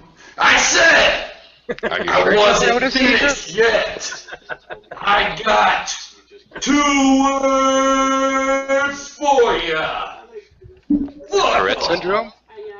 No. Oh, sorry, I was sure it was going to be Tourette syndrome. Sorry. No. Now, Luke's got his own way. Thank you, Luke. Luke's got his own way of expressing himself, but if you don't allow him to express himself, you miss some real fucking gems. It's just brilliant. That's true. That's true. We live with the truth. Yeah, Yeah, all right. great. I beat him in a rap battle, like when you was fucking fake. Rob, this is your fucking show. I'm just the guy here giving you ratings. No, you're the co-host. Okay, dude, I think. I ain't a co-host. I don't co-host the door. I'm a special guest. Okay. Anyway, so I don't like to talk about right or other levels and all that bullshit. I'd rather talk about what the real components are. Right, so I've actually worked it down to that level. So there's 2 survival strategies inside us all. One survival strategy, and if you look in nature, you'll see. What's up with Kenneth? Oh, sorry. I think he's died. He doesn't look too well. He does. Out of curiosity, Rob. I forgot about it, right? Hey, Rob, may I ask how many viewers we have? 8. Kenneth, how are you? Speak. Hey, Rob, out of curiosity, do you mind if I ask how many viewers we have? Well, Just going down to 9. They didn't. I don't think we're right. Luke. Oh, so you actually had a lot more earlier then. Cool. Man, we don't believe in luck. We're actually blessed. Well, if you had more earlier, it was because people were interested because there was more people on the panel that were asking questions. Then that would be the case, right? Actually, I think it might be directed to, I was actually doing that as a jab in the direction of Luke, who was claiming responsibility for all the viewers. Rob did fine on his own earlier. Rob did just fine on his own holding our view the whole time, and Luke Doug was here from the motherfucking start. Yatch. I'm talking about his earlier hangout. He did perfectly fine on his own. Actually, Rob. You know what? You know you think you're gonna cause riff raff like a rift rafter? You ain't no motherfucking guy to go in between. I'm just concerned about you taking credit for his work. You're a skull. What do you know? Shadow. No. I've got a tip for you. He's a wolf squirrel. Squirrel. Oh, sorry, I was totally looking at the mute again. Whoa, I'll give you a tip. Sky guy. I know the wolf guy. I talked to this motherfucking wolf guy a night or 2 ago, I believe. He's a wolf with that same radio voice. Thinking he's the Howard Stern of YouTube. Well, I'm the former Howard Stern of YouTube. Now I'm just the Eminem of YouTube. But you know what, Eminem? Hey. Do I need to get out the puppets to confuse you again? Oh, I remember you. Man, I remember you. Hey. 5. Girl, man, stuff, man. What? Diploma's back. chewing his gum, chewing it. Yep, he's just chewing it. Oh, they said Shadow is intellectual. He is intellectual. In the chat room. Intellectual world community. They're saying he's into it. Well, I'm not saying we're not, but I'm just saying that's what they're saying. Yeah. That's what they're saying, ladies. Rob interrupted Rose and pissed her off. Shadow is next. Hey, have another look. Well, I think we're good to go. I have my channels, I have my subs, so I'm not worried. Our butt hurts lasted about 2 seconds. I still sound insane, somebody said. Rose, you still sound insane. Okay, sure. No, she's not. No way. Okay. I don't know, I think Rose has said a few sensible things tonight, to say the least. You know what? Right on the phone. Fiction fighter. Someone said, wow, Rose has changed a bit since the last time I heard her speak. I'm in shock. Listen, these guys remind me of the WWE fans. They watch the show, they complain, they dislike, yet they watch it. Hang on, how many people being asked on the side were the troll-inspired video I made? The old Anon one? Oh, sorry. It makes no sense. They're bored. I'm sorry, guys. You know what? I didn't get the word in edgewise, and I feel like I was called the co-host a few times. But you know what? Fuck these cocksucking motherfuckers. I'm saying it. I don't even care. I'm saying it. Hang on, I can leave. I don't want to take away your glory, Luke. I can leave. Maybe it's because I'm here. You're not talking enough. If I may no, there's nothing to do with that. I just wanted to say something. Sorry, Shadow. I hear you. Oh, okay, I'm going to be a rude bastard now. To answer the question that was asked in the sidebar, back when I first came on here, when I was covering Scientology, the first series I did was the Science of Survival series, and unfortunately, when I was trying to get them to stop annoying the crap out of me because they think they have trolls here, I was getting thousands of Scientologists every day coming to just piss me off. Oh, so yeah. I finally said to hold all the damn videos down to basically reset the view counters so I wouldn't have to deal with the little pinheads any longer. And at that point, I forgot to actually back up some of the videos, and that was on the list. Oh, yeah. They can, they're their own cult. You try to talk shit about them, they come after you. That's true. Oh, I know. They managed to find the fake IDs I was using through my online IDs, and that was kind of fun. They dropped the wrong person. Literally. Yep. They'll do that. They'll just do whatever they can to just like we try to have get you. your name, Mark Lawrence. Are you the Christian artist, Mark Lawrence? I said, no. They said, we know that it's the truth. I'm like, it's really not. I feel sorry for the poor slob. Mark Lawrence was a hit name that I picked to entrap my ex-wife when she was cheating, actually. So, not me. So then you trapped the Scientologist with it too. It worked two times. Great. So keep that one around. That one's a good one. Oh, it still exists. Hey, Kenneth. Fake email is older than your name is. Yeah. I bet. They'll try. Hey, Rob, you got some new people in here. Taylor, Kenneth is still here, and Luke is here. Kenneth worries me because he's got that damn bloody... He said, what's up? It's a Guy Fawkes mask, actually. Now, my curiosity is if some of the old Anons that I used to deal with managed to find out where I was hanging and what account I was under, because that could be the case. Might not be, but you never know. Alright, dude, speak, Kenneth, or I'm going to kick you. He said, what's up? Oh, well, I want to hear his voice. Oh, Taylor said hi. It's the troll thing. Come on. No, Taylor troll. But that's the thing is, back in the day, I was supporting the collective when they were protesting Scientology. So every once in a while, when I see one of those masks, I never know if it was one of mine or not. Yeah.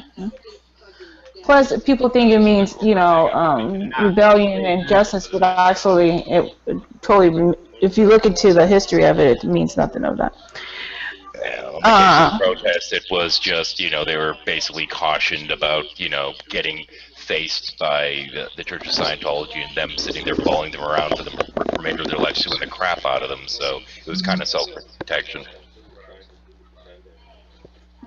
Hi, Taylor. Taylor? What's up? Hello. How are you? Just, What's that? you know. Hello. Oh, here's where Taylor comes in. Just, if you've got a question or you want something to say, something, Taylor jump was in really anytime. cool, like 14-year-old kid. Alright, I'm kind of just listening right now. I got sent a link to this hangout, so. Intelligent questions. Oh, asked okay, of a very okay. dumb man. Weren't me. Now I put Kenneth back on the ice box because I'm just, you know, when they give me this mic crap, first they say this. And Luke, Rose, I don't know whether you're like me, I can pick up the cues from the text sort of thing. No, he's saying he's trying to talk, but you muted him. No, he's saying I'm trying through the mic. Right, he's trying to talk through the mic, but he can't. You muted him. No, he was open, so he had that access at that point that he entered that. It's not working. Yeah, well that's it. So I don't entertain anyone that hasn't got a working mic. Just, I think he means it might not be working because he's been muted. I don't know. That's your realm. I'm gonna shut up. I don't care. That's it. Okay, anyway. Right, unmute, man. Hang on, Luke, hang on. Right, don't lie. You know you muted him, didn't you? Because I was working just for a minute ago. Nah. Hey, tomorrow's another day. Come back and have a chat another day. No, no. Tomorrow's not another day. Tomorrow is today because today is technically tomorrow. So you haven't been in bed yet. I've been beaten up. You know what? Come on, man. Okay. I'm Justin Bieber. Aaron, Lurk, we need to get back to Shadow, please. Okay, you're so concerned about Shadow, your buddy. Okay, your new best buddy, I'm not even sure I remember the thing You know what? Go ahead, you and Shadow are gonna have the Shadow and Rob fucking show. Oh shit! What the fuck? Well, you know, this is the Luke and Rob show, so he feels abandoned. Oh damn. Yeah. Okay. Hey, can you comfort him, Rose, please? Notice he said no, Luke okay, and Rob, not Rob and Luke. That means I. Well, I suppose, Luke, all you need to do to get attention is either turn back on the hands dryer in your little bathroom there or make that... No, it's off. No, Shadow, there's a method in what appears to be the matter. He jumps in and he's right on cue and he's got something to say which is important. I'm not joking. Perhaps I've missed that part? Hey, what? I might have missed that part. It's in code. Oh, okay. I'll take your word for it. Yeah, all you gotta do is rewatch all Oh, the no, way but on the fucking show. Why? By the way, like your swear Calvin look. Hey? But he usually does stuff and it's usually important. So. You know, he's saying, Rob, basically do this, do that. So there's a bit of supervision going on. Okay. Yeah. As I said, you seem to conduct yourself just Well, that's because Rob used to have this whole method where he just muted her when he got no results, no ratings, no reviews, and it was very boring. We don't want to listen to me captions. Oh, I think we want to interact. Interaction is key, and that's why you should unmute motherfucking Justin Bieber before he leaves too. Hey, Luke, could you... Okay. All right, thank you, Luke. Thank you. Yeah, Shadow, quick, go. Actually, if I can ask another question to Rose, are you familiar with the Buddha? Ah, Buddha time. I've read, like I said, I've studied some of the religions. Yeah. Cool. Did you know that over the course of his life, he actually never claimed to be enlightened? He simply referred to himself as being awakened because he considered certain contexts to be, well, let's just say certain meaning, special meaning to be involved with the idea of enlightenment. That it's something that is not actually achievable, but always attainable. Only the divine itself could actually reach true enlightenment. Well, see, I agree with that, and I've never said I was enlightened. Rob says that, which You can say whatever you want. I say I'm awake. Cool. So I agree with that term. Yes. I disagree. Oh, I know. But I never said I'm enlightened. You can go listen to any of my videos, any hangout I've ever been in. I've never said that. That's Rob's term, which I respect Rob. So if he wants to say that, fine, be it. But Yeah, I that's consider fine. myself. But Rose is a new voice to me, so I was curious as to her stance on that. Yeah. Yeah.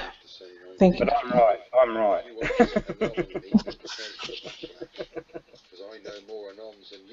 Rob, maybe you have a little bit of an ego going on, Rob. No.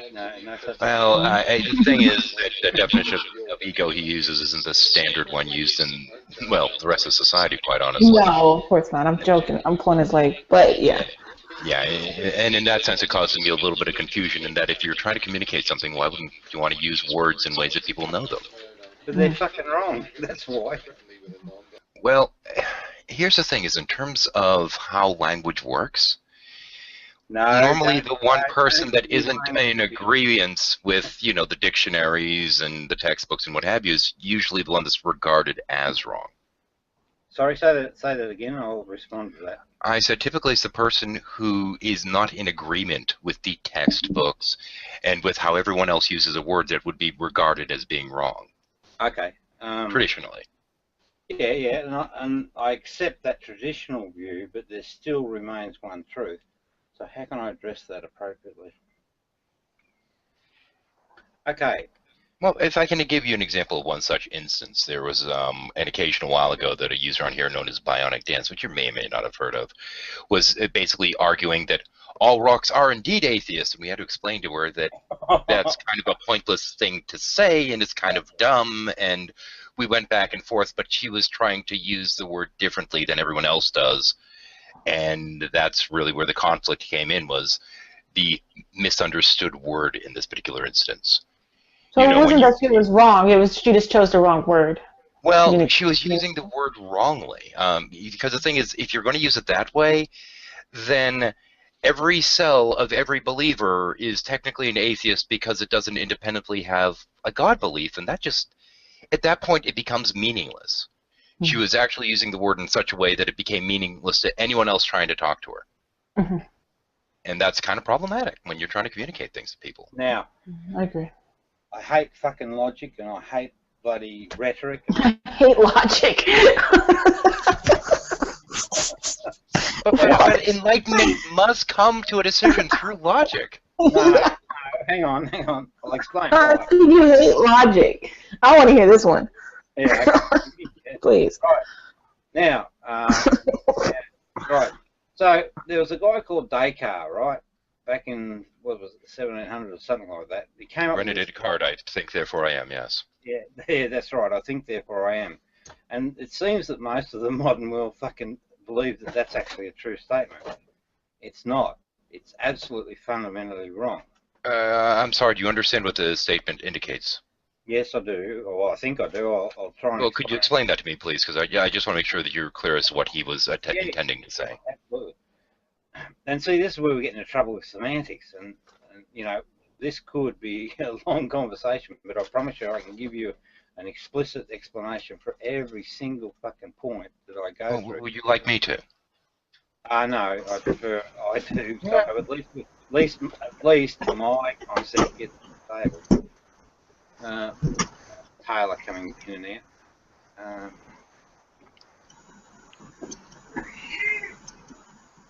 Welcome back, Taylor. Now, what that concept's based on is based on the concept that the thought or the thinking will accurately report on reality, basically. I think, therefore... That's actually not what he was trying to indicate. What he was trying to state is that he can know that he exists based upon the experience of his own thoughts. That's all. Yeah. What? Taylor's back. That's the same thing. The fact that, well, not really. It has nothing to do with the experience of reality. It's merely that he experiences his own thoughts internally, and since he knows that he thinks, he knows that he exists. It's as simple as that. Yeah, okay, and I agree with that. That's all. Semantics, right? Now, that's fucking fundamentally wrong. How we know that we exist is through our senses, and that's the only way we actually 100% reliably. The brain is capable of hallucinations and misreporting and error and holding errors in it. So it's not the great arbiter at all. Rob. Last thing that you want to use. Hang on. Rob. So, hang on. And this is actually how things work. So, Going down. all right. So, Is he suffering from Tourette's again? No, he doesn't. Okay, no, not Tourette's, not the seizure. Are you sure? Suffers from frustration from time to time, because you got to look at it from his perspective. He has a creative expression. He wants to get out. I don't even know whatever you said. I was joking. I'm sorry. Go. I'm sorry. All right. Sorry. Yeah, only mucking around. And some, there's just so much going on that you got to be careful not to miss it. You might miss it. I feel like I'm the only one who cares about the show, to be honest.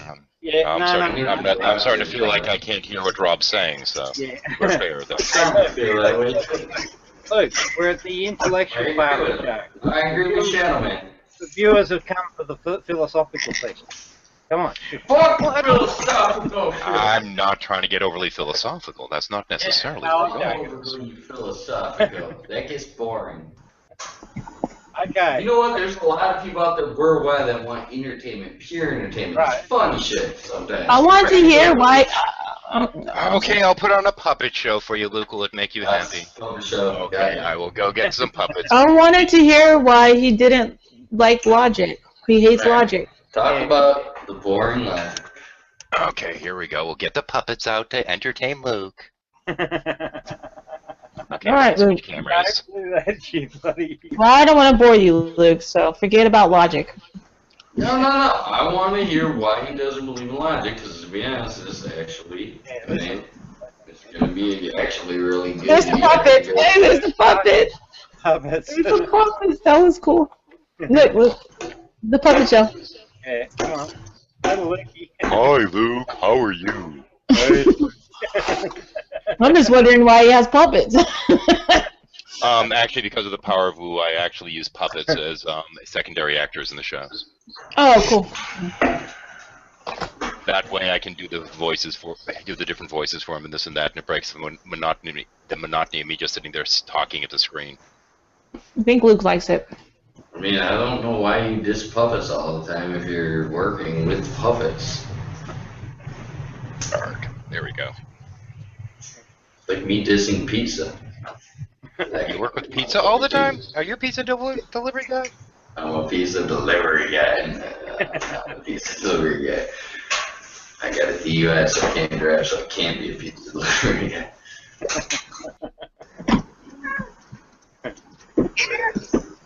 All right, now, quick. Now, like, let me finish. Right, so. Tell it like it is, motherfucking Robbie. Reality, truth, singular truth, only one truth. Right, so you'd accept dude that, what your name do?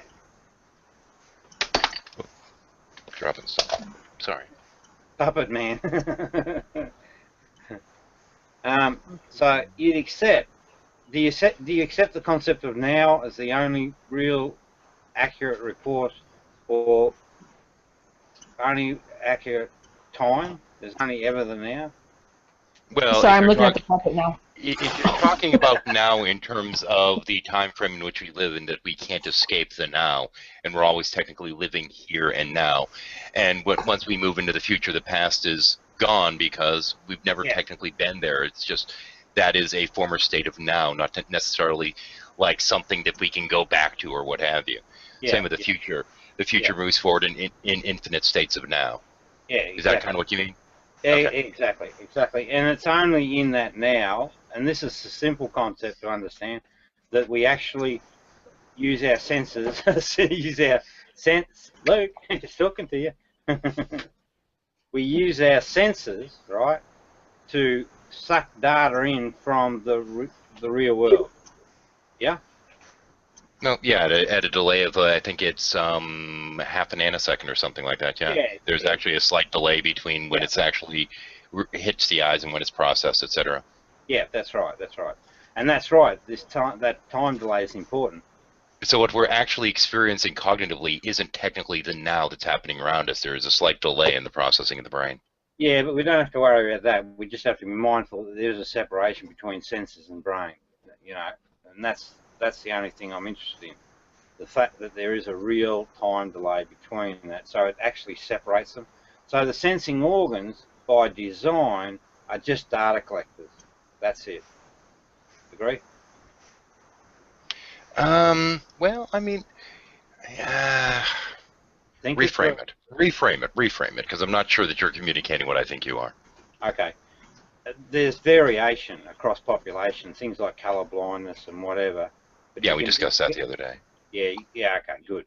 You can discount them as a problem. You still get an absolute result, and the sensors keep doing what they do repeatedly, and that's the feed of data coming into the brain from all the sensors in a given moment of time, and then that just repeats over time.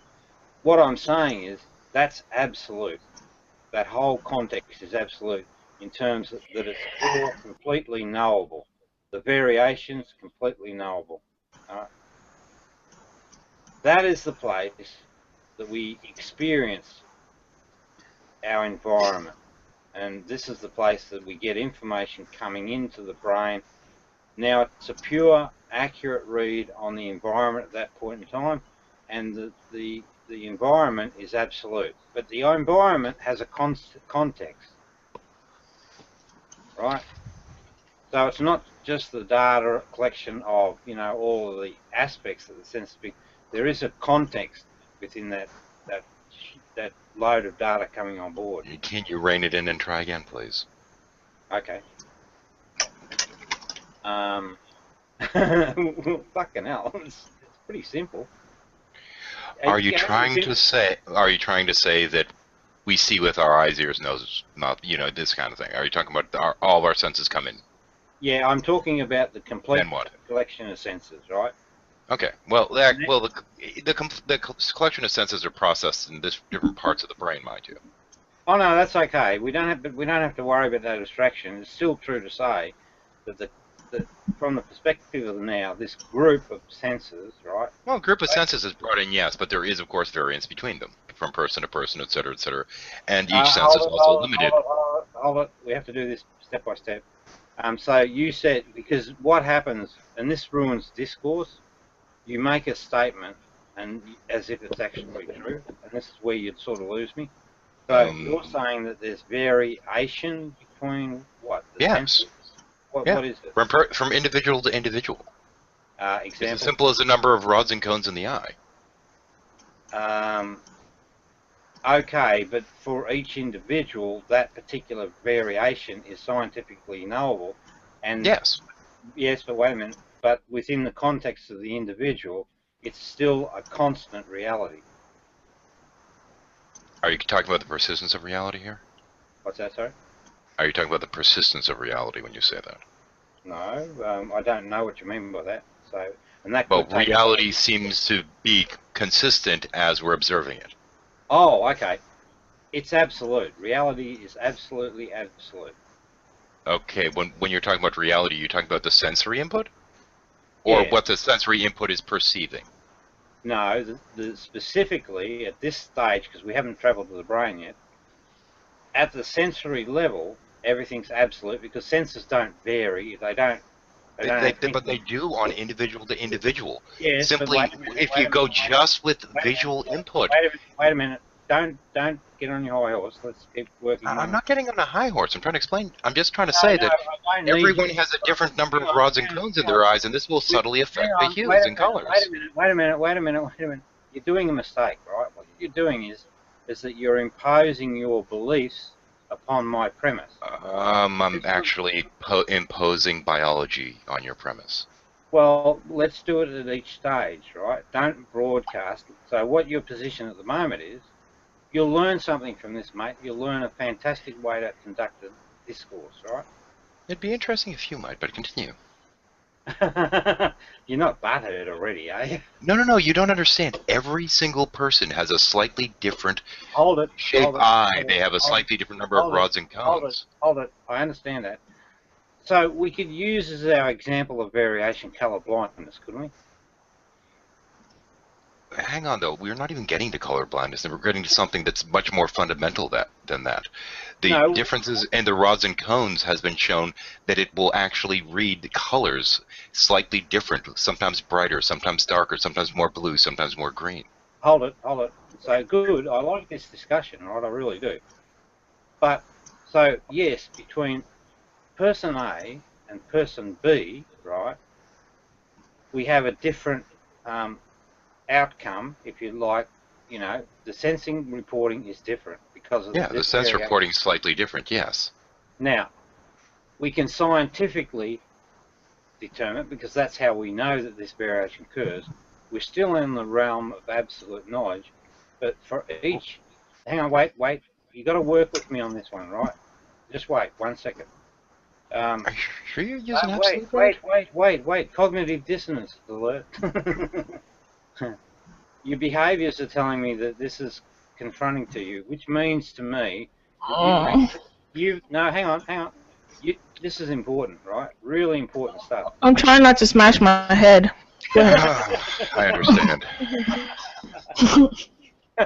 Well, you're conflicting with your ideas, but stay with it. So, come on, Rose. You can do it. So, what you said, and this is a really, really important part, and this is why I know that you're cognitive dissonance, because we're right at the cusp of it.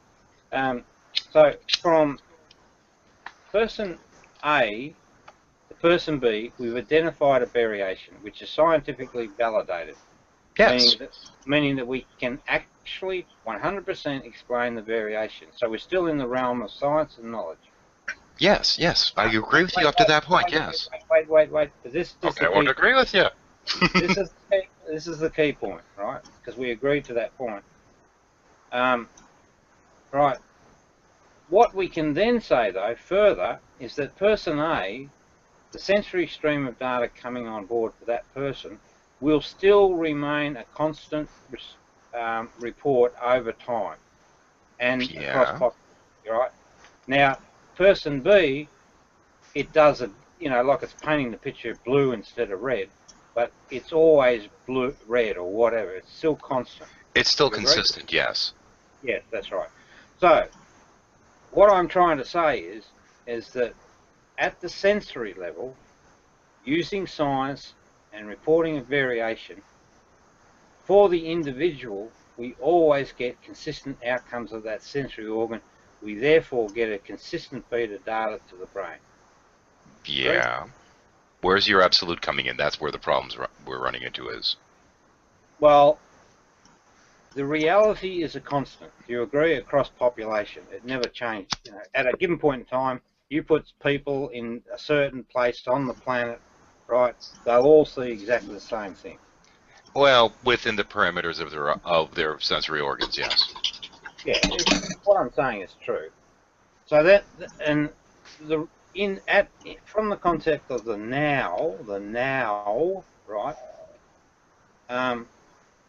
Where you've got a minute time slice, right? There's no room for alternate. It's just what is in the environment, and that gets passed up to the brain. So it's an absolute reality that's being continually fed through. Yeah. That's where we have our problem there. Good. Okay, let's talk about it. Not because what you're presenting is that the sensory input across the entire population is absolute when there's variance between each, and you can't state it's absolute when it's not actually the same between each. Hang on. Unless you're using a different meaning of absolute. No. Right. The external reality is absolute. I'm okay with that. Yep, I know. I know. The sensing organ, right, for an individual constantly does the same thing. Yep? Yeah. Yep. We know there's variations, etc. We don't give a fuck about that. Now, so what happens is that the data that's coming into every individual on the planet is constant for that individual. Hang on, that's not correct. how does this get you to absolute is really the question. How is this being logic? Oh no, I'm getting Stating logic. I'm getting it. I'm getting it. Why do you have to explain logic to? Okay. Rob, you always go the long road. Well, I mean, the thing is, no, if I may, Yeah, if I may, right quick, Yeah. the problem that I'm running into is that you're using this term absolute, that the sensory input, that the input that we're receiving is absolute. What we're perceiving might be absolute, but once it comes in to the sensory organs, it's going to vary from individual to individual. And yes, we can test these differences, but those differences show that that input in and of itself is not absolute. I mean, so you're talking relativistic to the individual. No. Oh yeah, sorry, granted. So I think you just got to stretch your little brain boxes a bit, but I now know that I'm fucking 100% right, and this is the value we have from these discussions. Now, I've just got to try and get you to see what I see. I'm trying to no. What I'm trying to understand is what you're trying to convey. Rob, just real quick, you're still presenting to people, so only people can see your beautiful That might be avatar. safe, actually. That might be safer that way. What's that? What can I say? It may be safer that way if he's just presenting himself. Oh, okay. Forget it then. Yeah, it's just in case someone comes into porn bomb us, and I don't care about that logo. I want. Oh, I got you. Yeah. Yeah, I see. Okay. Well, what's his name? 5 diplomas. He mentioned it in the side chat. Well, That's all. I don't care. Okay. Yeah, Rob, yes, because people want to see other people. I tell him to F off. Sorry? What? Hmm? I was just asking Rose to tell what to F off. You know what, Rob? He's good at I it. can't even remember the name of her, man. I was going to wait till the end of the show to say this, but I'm going to say it right now. You know what?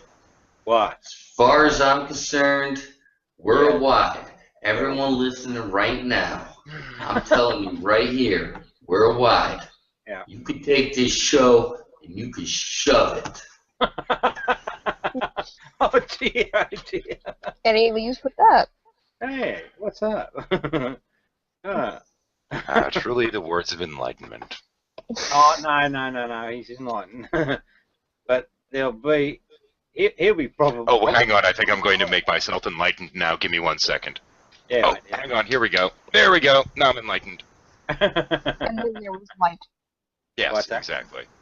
Yeah. I'm enlightened, yes. Enlightened. Yeah.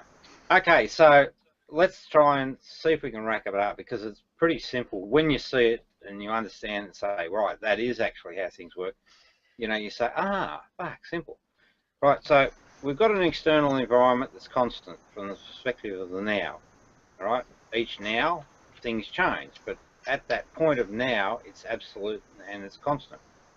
The data collectors, right, all right, granted there's variation, but right, it's still constantly the same stream coming through all the time.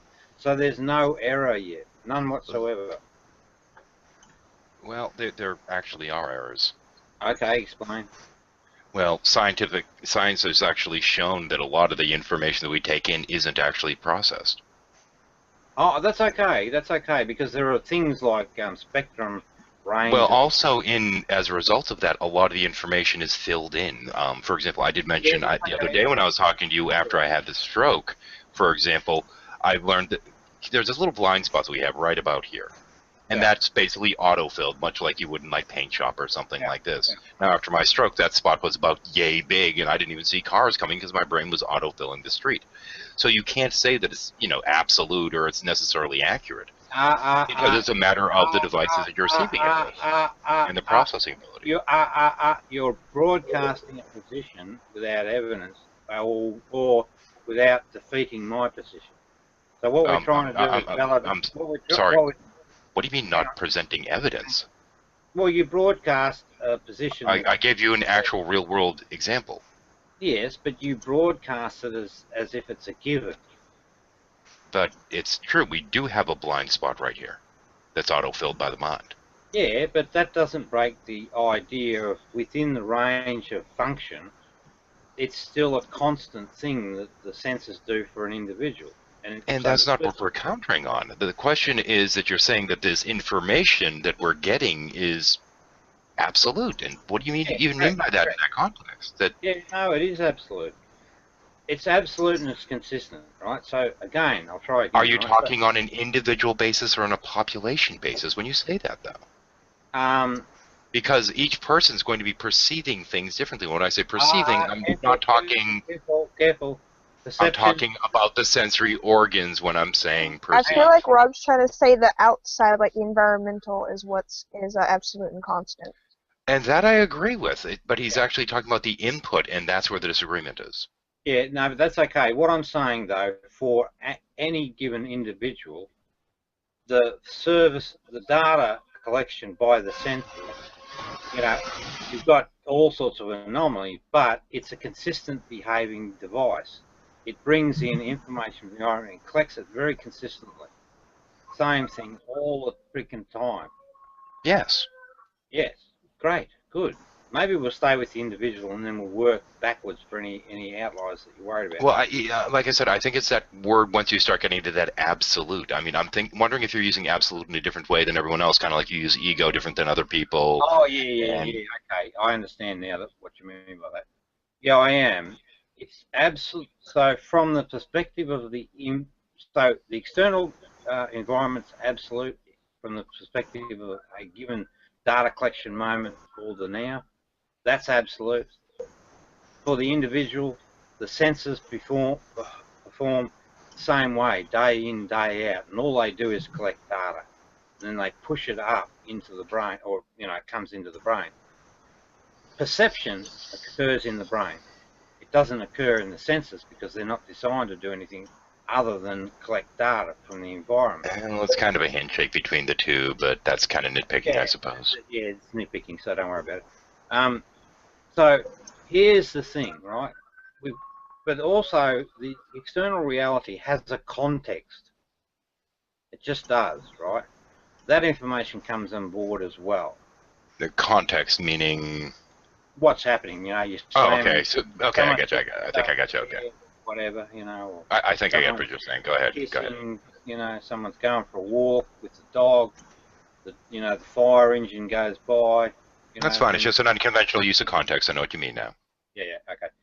So we've got the data and we've got the concept, and we collect it accurately, right? So it's an accurate representation of reality.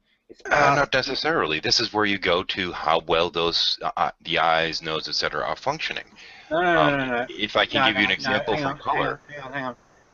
Within an individual, right, the performance criteria or the range for the sensors is fixed. From an individual's perspective. Did you know that in China they weren't able to see the color green until they were introduced to it as a concept? Yeah, but that's still okay. But that means that that's a range issue, right? But actually, they found that they needed a word for it to be able to start differentiating it from other colors. Yeah, but it needed to actually have definition first in the mind prior to being able to be perceived by the eyes. Oh well, I don't care about that. I mean, I'd like to think about that and prove the ultimate thing. Contradicts what you're saying, but okay. Yeah, but we're going off on a tangent. Let's sort of progress a bit and let's get the concept on board, and maybe that will be more tangent when I'm indicating something that goes against your premise. Okay, whatever. No, we'll come back to it, I promise you, but I just want to make some progress. Okay, because I want to give you this concept of the full picture. We're nearly there, right? So what we've got is we've got data streaming in with context in it. It comes in through these sensors, and it's then passed to the brain. On the way in on the journey, it comes under the notice of the self-survival instinct, right? Yeah, it does. That's reality. Now, the self-survival instinct, what it does, it's got certain criteria that it functions on to look after the self. And what it does, it'll change the data, right? It creates actually, that'd be post-processing. Initially, there's pre-processing right after the input comes in. Yeah. So you're talking the post-processing after it hits the cognitive part, or the actual sensory input itself when it's initially processed? Wouldn't have a clue. But this works. And you know, I mean, if I could sit with someone that's fucking versed in that, we could work it out together. We could probably get to that detail, but I don't need it, right? So you've got two aspects of the data coming on board. You've got the external context, and you've got this survival instinct that can interfere with it. Now, if the survival instinct doesn't interfere with it, we get a pure collection of reality. That is truth. Right there. Truth is reality. However, if the So you're basically talking about the notion of bringing in all your sensory input without it actually being processed through any kind of cognitive functions. Yeah, not worrying about that at all. Just don't care. Is that what you're referencing or not, or do you not even know the terms I'm using? Don't even know the terms used. Okay. When you're initially trying to look at something, Don't want to know. Don't want to know. Hang on a second. You're enlightened, but you don't want to understand what. Okay, whatever. No, but I'm actually interested, though. I just want to finish this discussion because by engaging you on those details, it's kind of integral to the discussion, though. No, it's not. No, I'm fine. We'll still do it, but you've got to do things in an appropriate order. Otherwise, it fucking gets blown out of the water. It's really valuable, that discussion, because what it does is it allows me to further firm up my position. But I just know that it works in terms of behavioural, you know, everyone's fucking behaviours. That's why I'm able to read behaviours and all the rest of it. Anyway, so we've got this pure set of data. It's an accurate representation. And as long as it's not interfered by this self-survival instinct, you know, we hold truth, absolute truth. If it interferes, this is the birth of ego, and birth of ego and lies. If this instinct interferes, it creates a false representation. So now we've got an error of reality, and it stores that in memory, but it also has the true state. So it has both false and true, because remember, true state came on board. Okay? No, That's also incorrect in terms of neuroscience. Well, I don't fucking care about that. Just let me finish. I have a question relating to this topic. Yeah. Okay, if everyone's perception of reality is different depending on how your brain works, then is there actually a true, an absolute perception of reality? Yeah, and it's what I'm saying. According to neuroscience, no. No, yeah, well, bugger them, they're wrong. So what it is, the absolute is when there's no interference by the survival instinct of the self. That's the cause of all error. That's the absolute cause. So we have this survival instinct that looks after the self. That's its job. And if it spots something about the context of the data coming on board, it will react to that, and it will then create a new version of reality. This works. Neuroscience says otherwise, but okay. No, this works perfectly in terms of people's behaviours.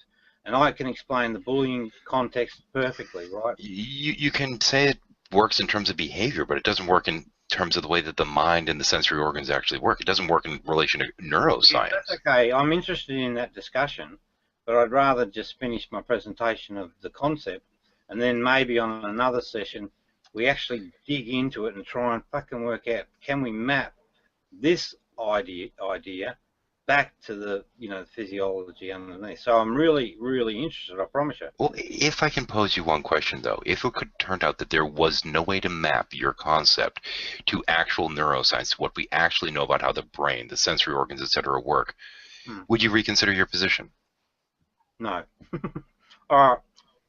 No, I guess, if you give me evidence, you've got to live with the truth, right? And it might adjust it, but it works perfectly, right? You should watch some of my tapes, how I analyse the bully group, right? And just watch how much detail I'm able to fucking point out just by a couple of words and things. And it's all because of knowing this. See ya.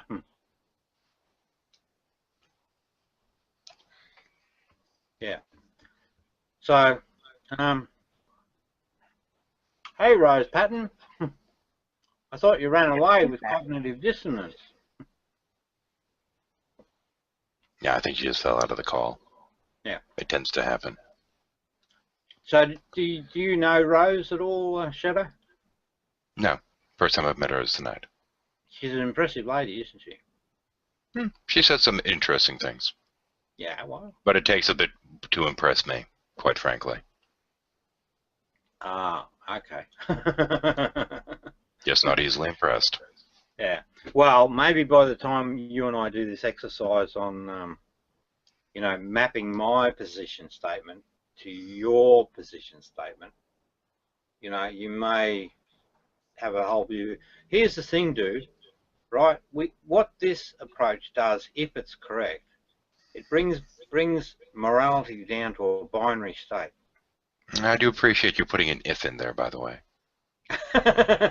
Well, I know it does. That was just for you.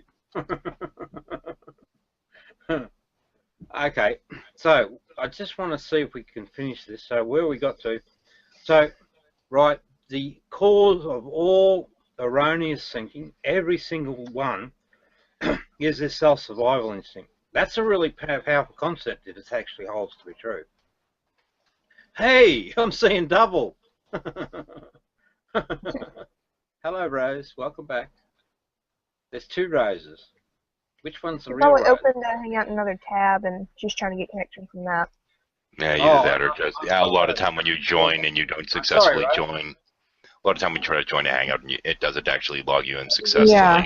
It'll keep it It going. froze on me. Yeah, it froze on me, so I just shut it down. Yeah. Yeah, I don't think I responded quick enough either, Rose, to take you out of hide. No, it's fine. It just froze up on me, so there. The ghost is gone.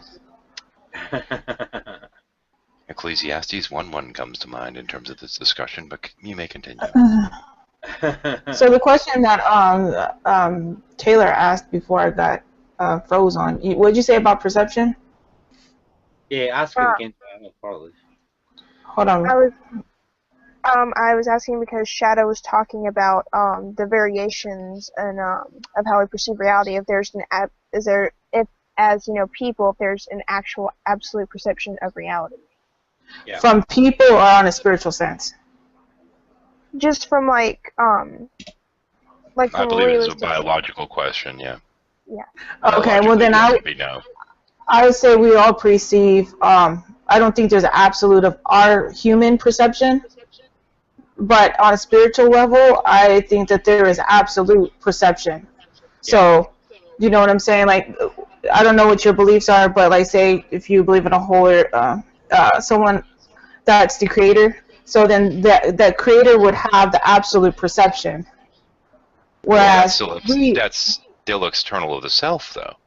Yeah. Well, we all have individual perceptions. Like Rob is never going to see eye to eye with me. I've never lived Rob's life. I don't perceive life as like you.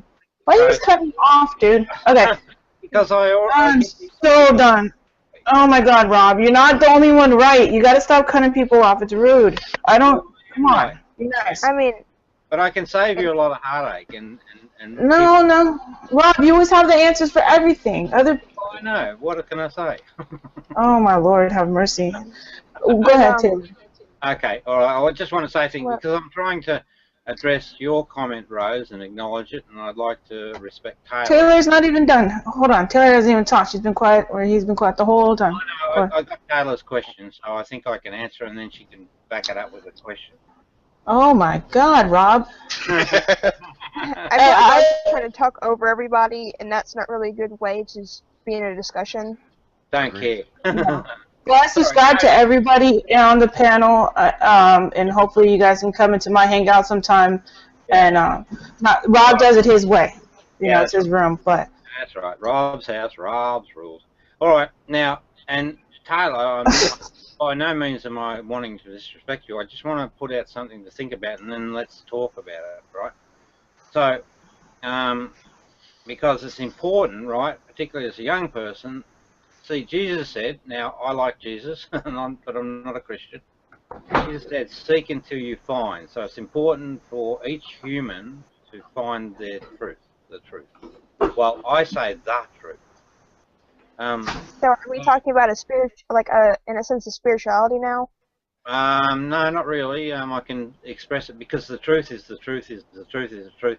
Spirituality just aims to describe the truth, right? So that's the connection. But what's really important is just the truth, the truth. And the Jesus I know taught the truth. Now, so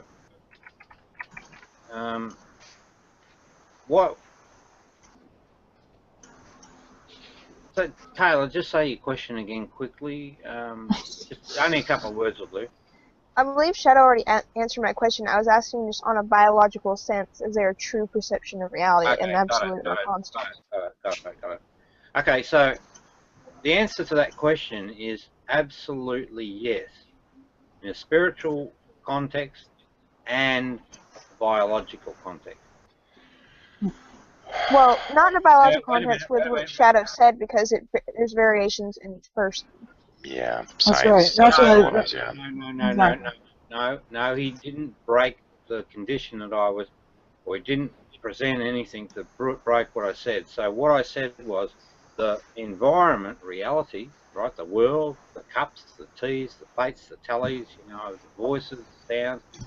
That's in a given moment of time. That's absolutely constant, and that's what the sensors do, right? Per individual, they pull that data in a very constantly consistent way.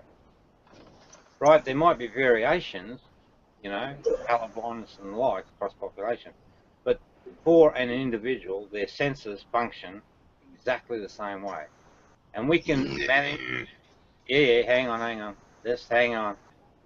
We attack stuff in a minute, right? So that information comes on board, and it has a context, which means that it has some knowledge about what's going on in the environment. That comes on board. And as it comes in... Wait. Sorry, you said it has knowledge. What do you mean by it? Can you... God. No, I'm joking. It's just... I'm joking. Your senses have knowledge? Is that what you're saying, or...? No. All senses are data collectors, right? Yeah, I know. You're just vague there. You lost me on that one term there. Just kind of wait a minute. Appreciate it. Because my book title is What is This Thing Called God? So I acknowledge, you know, that there is a concept that we need to understand, and I can explain explicitly what it is. And that gives respect to the religious position. Okay, Rose, thank you for dropping by. Good night, Rose. Good night. Good night. Bye. Nice to meet everyone. Yeah. Take care. Nice to meet you. Now, there may have been a little cognitive dissonance there. I don't think so. I think she just had to call it a night. People get tired. Mate, no. This cognitive dissonance function is very acutely aware of threats to its beliefs. And this is why I hate beliefs, because beliefs are what? Errors in mind. Right, so we've got this data coming in out of the environment, right? So it's absolute. We've got the collector, it's absolute. So the data that's coming in, right, from the individual's perspective is absolute. That is the truth. That is what truth is. That is specifically what it is. But when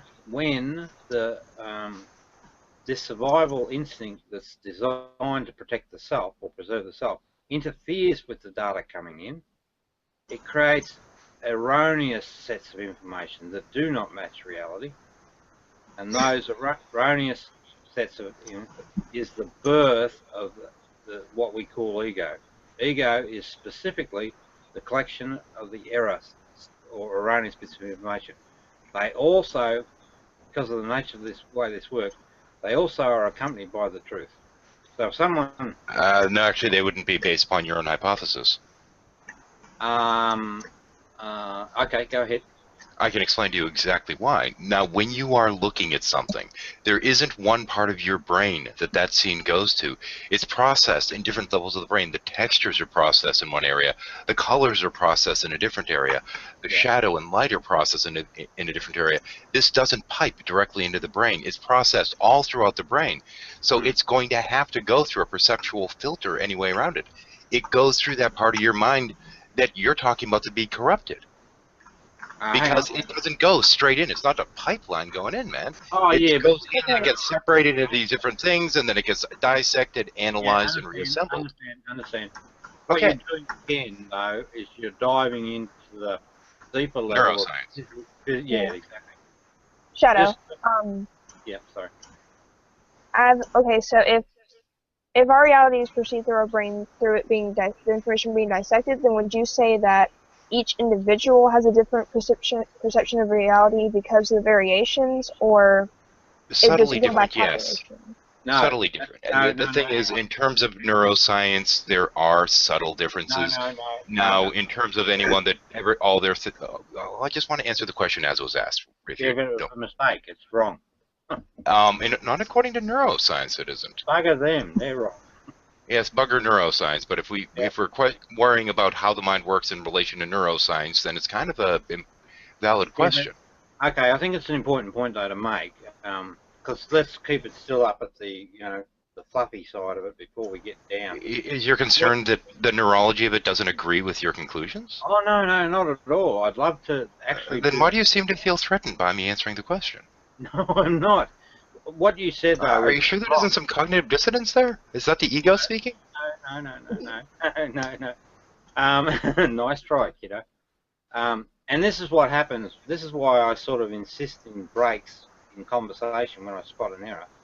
Because the problem is when a young person asks me an honest question, I like to give an honest answer. It is a personal policy. Well, but from my side, I want to make sure that gets the right story, and yours was wrong. Sorry, go ahead. Rob, I think if you have a disagreement with how Shadow's presenting his point, then you should wait till he's done and then try to dissect his points and what you think is wrong and why you're coming to the conclusions you are. That's a good comment. I respect it, but no. Because I just can't operate that way. Sorry. I have to pick up the error at point of things. So now, Shadow, if I could, see, we have to, it's just laborious. We have to go backwards and forwards. I like to pick up the error at the point of statement. But, you know, I don't want to stop you making your presentation. I just want to say, hang on a minute, there's a counter position on the point that you're making. And I do that because I'm trying to respect Taylor.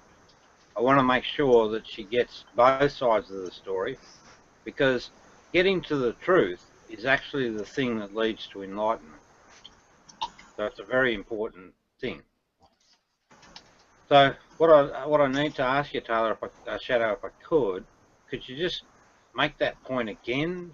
And then when I find the thing that's contentious for me, I just want to express my side of it so that she gets both sides of the information. When you're processing the sensory input from the outside world, it's all processed in different parts of the brain, especially when it comes to things like vision, that all the different aspects. You're not looking at something and saying, here's, you know, Bob standing there. When you look at Bob, you're seeing the color of his clothing, you're seeing the texture of the clothing, you're seeing the different hues in terms of light and dark. And all these different things are processed in separate parts of the brain. And after they're processed, then they're brought into the cognitive center of the brain. And that's where it generates the final image, so to speak, that you're actually perceiving. So it has to go through all these bells and whistles and whirs and what have you to actually come to the final outcome. But from that, though, there's a certain baseline of operations that most people's senses operate under. So if you're looking at blue, the blue you're looking at might not necessarily be the exact same blue somebody else is, but it's still going to most likely be a blue.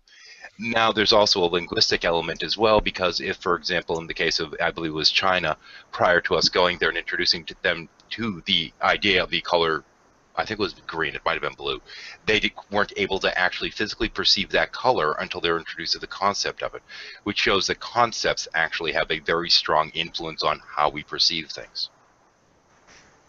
Okay, so that last bit, so the concepts have how we perceive things. That's all okay, I think.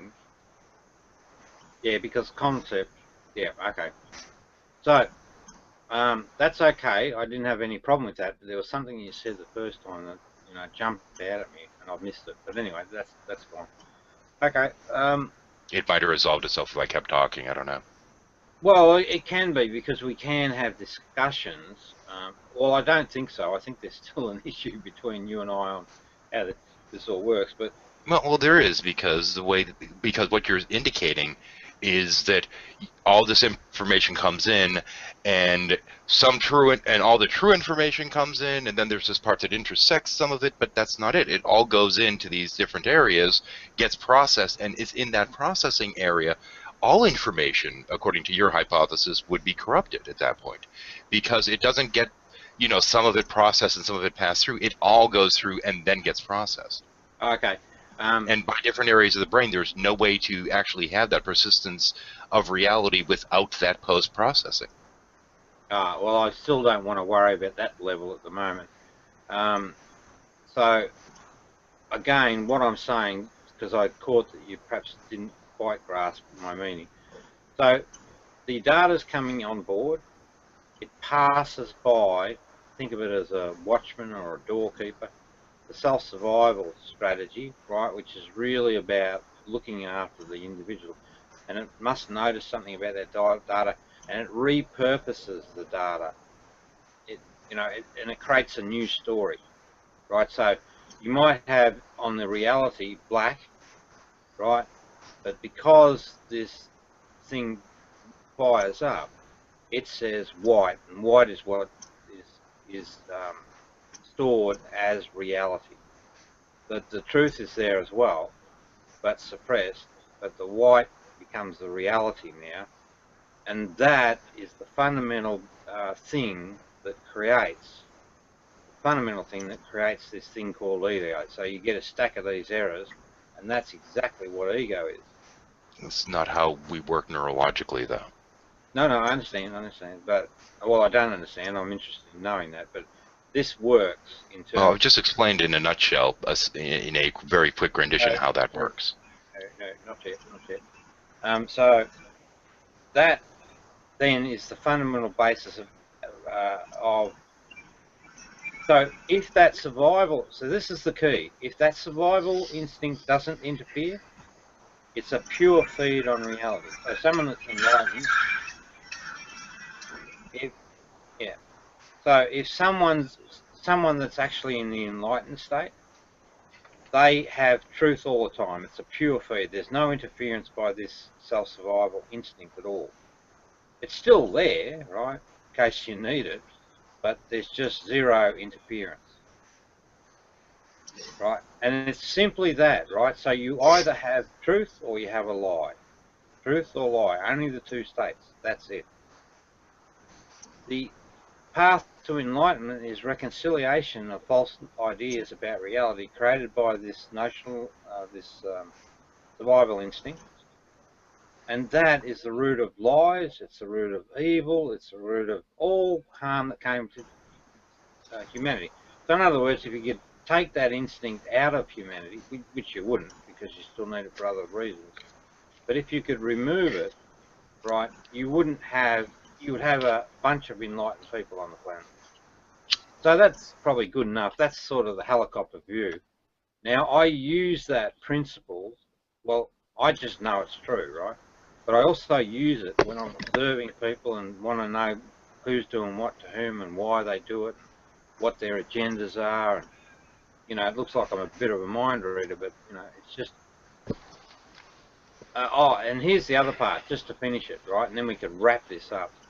So this error state, right, this false idea about reality, so there's no match in reality, and it could be hybrid, so there could be components that are correct and minor components that aren't, but this false idea held in reality is the very thing that is the basis for cognitive dissonance. So what happens when the true state externally is represented, because the true state's held there, it automatically, and I've witnessed this, right, people just react like bloody lightning. They already knew. The true state recognises that this true state externally is a threat to the lie or the false state. That is what cognitive dissonance specifically is. Well, if input was broken into true state and false state, there might actually be some basis for this, but there isn't. It doesn't work that way. Say that again. The input is merely input. There's no true state, false state involved. Well, yes, there is. Because the data is constant with reality, that is actually the true state. Actually, the data has to be processed before you have a consistent view of reality. You're not able to actually perceive reality other than through these senses, which are all processed through these very different nodes. It is actually brought into the same segment of the mind that you're saying would be corrupting it. Hang on, let me hear that again. Okay, no, we're starting to get down into the detail. That's a better discussion for another day. May I present another question? Yeah, absolutely. Okay. So Shadow, since you're taking the since you're talking more about neuroscience, I don't know. I really don't know how to ask this. So if everyone's perception of reality varies, then, like, for example, if there's like a tree in a field, how do we go from someone saying a tree to someone saying something totally different? Like, Well, you're not normally going to see something totally different unless there's some kind of brain trauma or something's fundamentally wrong. For example, massive nearsightedness or farsightedness or what have you. There's going to be a lot more variance than there. But in general, there's a certain baseline that everyone's senses work on, and we're generally fairly close to that. all right, because I guess what I was trying to say is that, like, how does everyone see fundamentally like the same thing? No, it's because we're all using essentially the same sensory organs. There's just variance, and a lot of the variance doesn't make any real big significant difference. I mean, how much difference does it make if a tree's a little bit more brown to one person than the next? Yeah, I agree. So, I mean, a lot of the differences are, insignificant, but there's still slight differences. So saying something that is absolute, which, has all that baggage with it, is where really the problem comes in.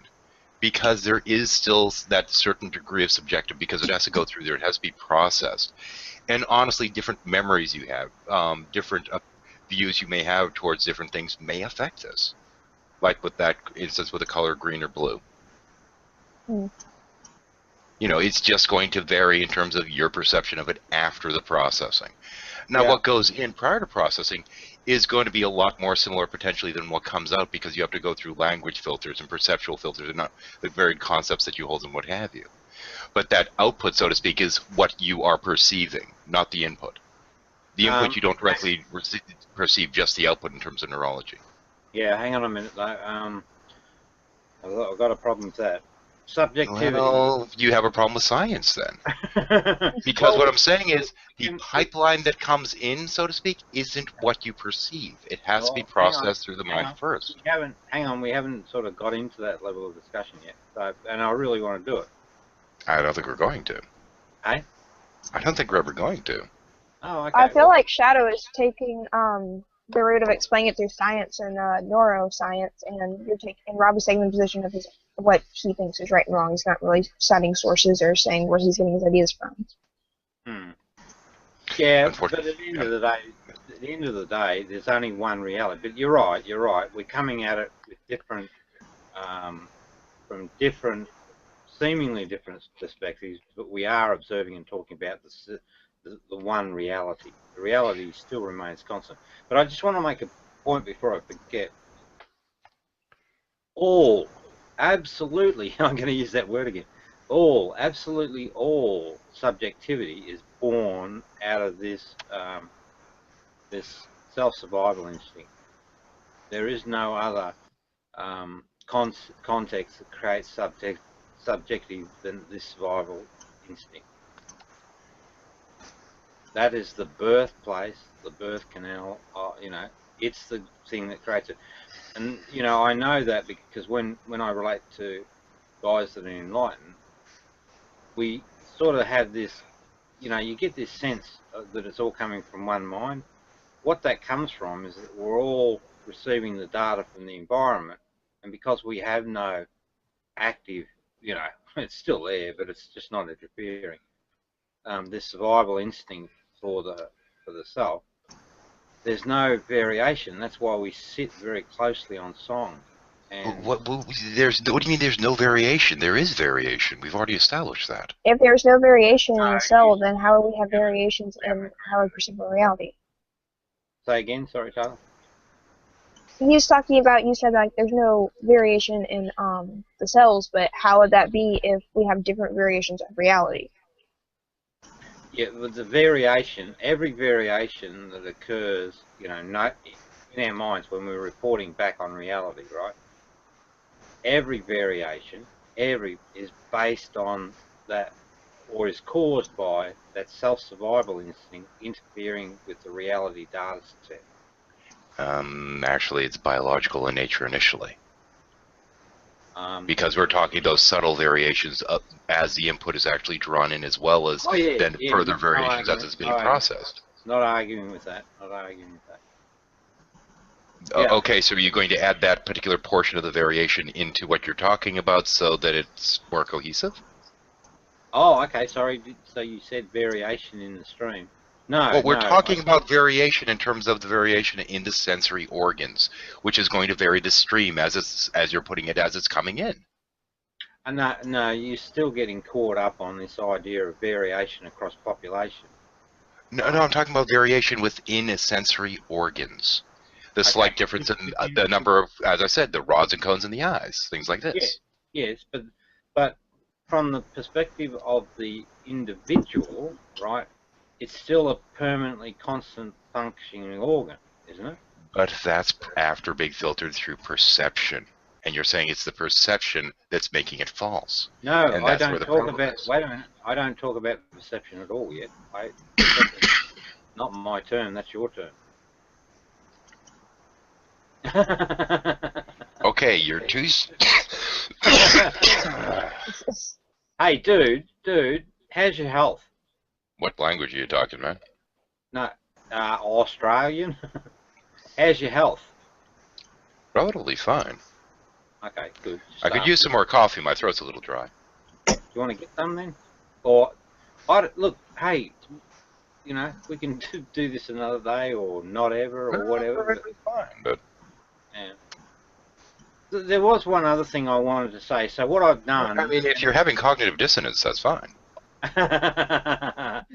Enlightened people don't have cognitive dissonance. That's impossible because... Well, it depends on how you viewed enlightenment, honestly. No, wait a minute. This is a reality, and you can test me. You just can't do it to me. So I can put on all sorts of displays to suit a certain circumstance, but you cannot make me go cognitive dissonance. What is cognitive dissonance? Well... holding two contrary ideas at the same time. No, that's actually a misnomer, and it's a fucking terrible one too, and I'll explain why. That's the definition the rest of the world uses. Yeah, and this is where we run into that linguistic problem. Rob's house, Rob's rules. So, right, remember we've spoken about the data coming on board and this survival instinct interfering, and it creates a false notional representation of reality. That gets stored in memory, and the person believes that to be the reality. That creates an inconsistency with real reality. This is the birth of lies, because the person has to lie to reconcile to reality. Now, so what I wanted... In what way? I mean, is this some weird spiritual thing you're talking about? Because we're not talking biology here. I understand, but that's a discussion for another day. I'm trying to get out. I'm working hard to get out. You've been trying to get it out for a while, man, and we've kind of heard you, but the problem is it's kind of wrong. No, it's not, but you'll prove that at the biological level, won't you? Wrong. Well, I'm talking... This is the thing is, well, actually, it can be shown at the biological level.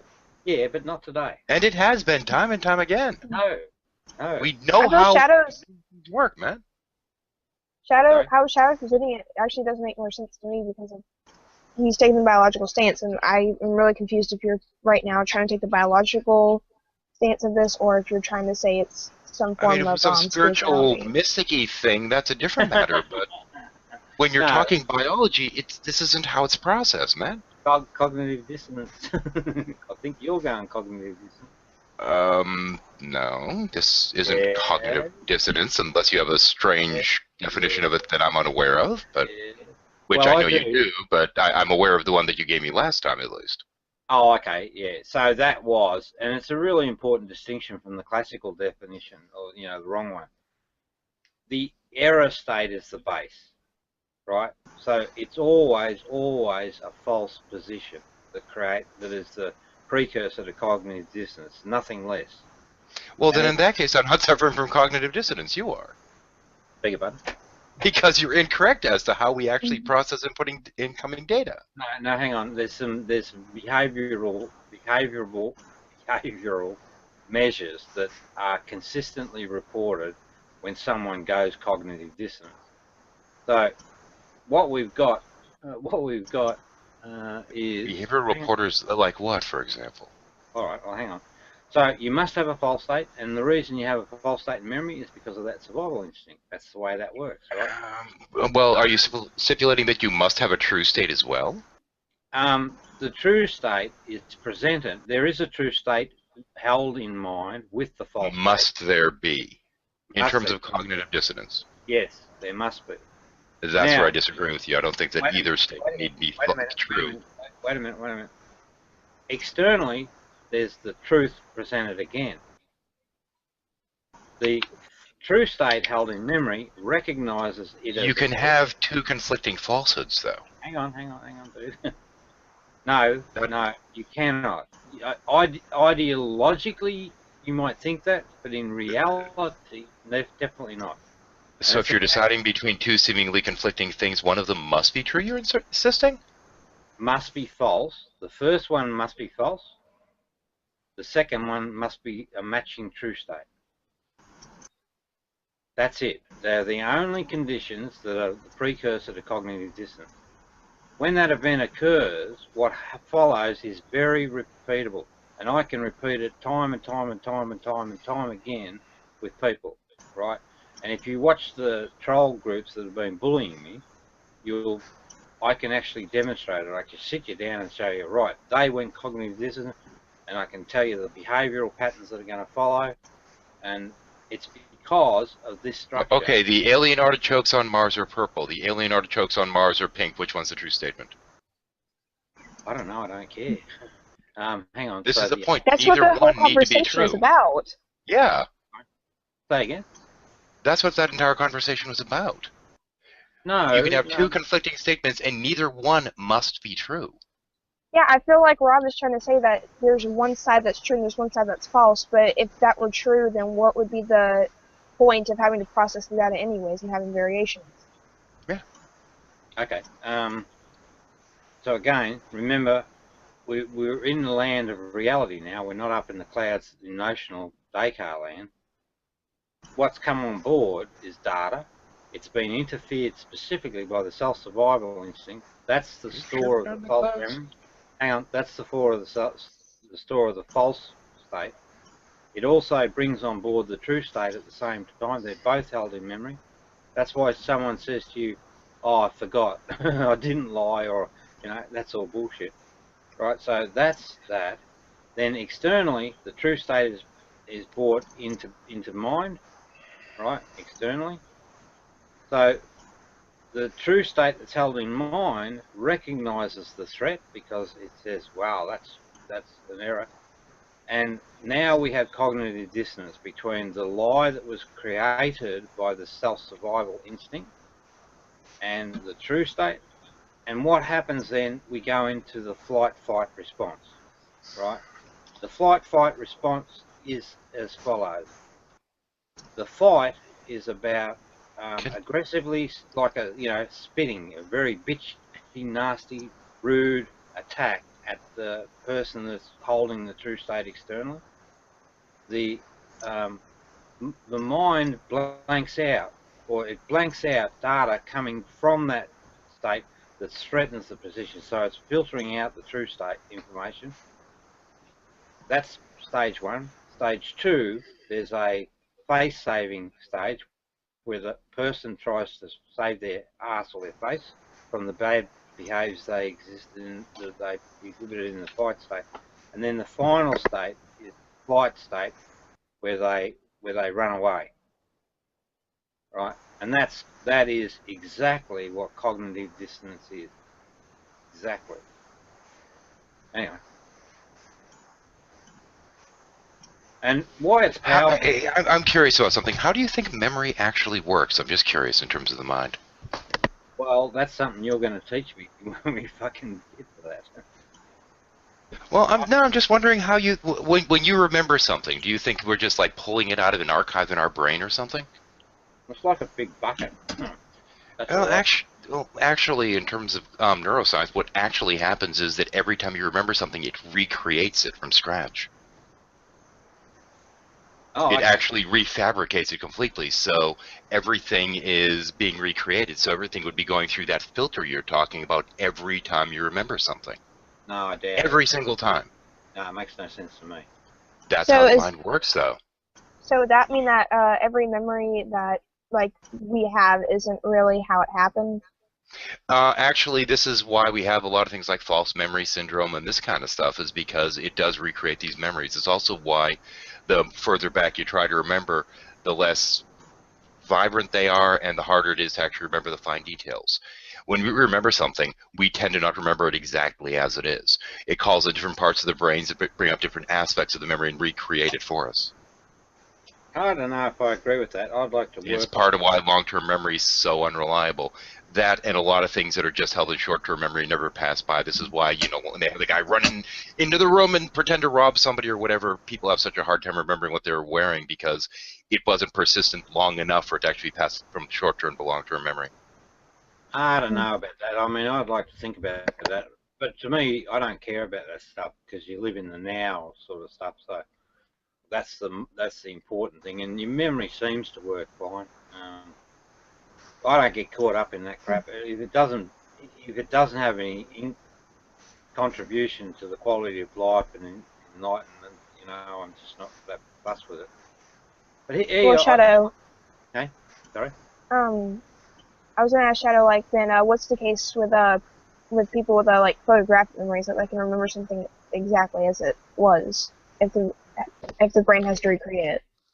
It's still recreated, it just has a better level of accuracy. It's a slight difference in the functionality of the brain. Yeah, but and even then there still is variation. Yeah, but if it's recreating it, isn't that still the same thing as, because it's got to recreate off the base, it's got to recreate off the source. Does that recreation process mean anything really? Well, there is no source. That's the problem. Well, there really isn't a source memory. There isn't, this one bucket that it's stored in. It has to recreate it every time you have the memory. How does it recreate it? How does that work? Well, it pulls from all different parts of the mind. Once again, like with the colors, this and that, as well as the smell, senses. All these things have to be recreated every time. Oh. It's just the way the mind works. A lot of our perception of our persistence of vision is actually somewhat illusionary as far as they can tell. Yeah, but it doesn't seem so. Whether it doesn't seem so, no. But that's simply the way the mind works. No, I was just going to say that's fine, but it doesn't. Actually, the persistence of observation is something that neuroscience has been trying to puzzle for years because it's so weird the way it doesn't seem to actually technically work in any one given place in the mind. It's so spread out there. Still trying to figure it out. It's fascinating. Not for the fuck of me because it just works. So because it disagrees with you, yes. No, it's not that. I can't see the value proposition of pondering. It's sort of like. You can't see the value of pondering science instead of your belief. Got it. No, that particular. No, there's no beliefs here. It's all pure knowledge. It's true. That's why. But what if it's pure knowledge and science says it's wrong? Well, then. Is it then still true? Yes, you can't beat the enlightened state. That's the alpha state. So it means that science is wrong. Shadow, I feel for your facepalm there. But thank you. I think I might have dented my forehead, but thank you. Hey Taylor, have I met you before at all? I don't believe so.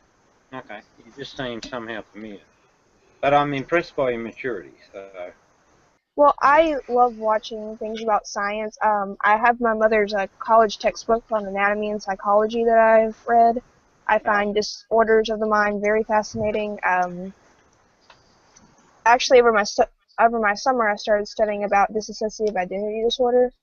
Mm-hmm.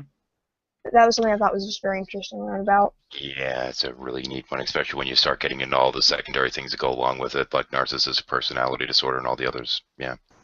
Yeah, but anyway, I've got a simpler and more accurate explanation than him. So, anyway, no, for you, Taylor, make sure you keep an open mind.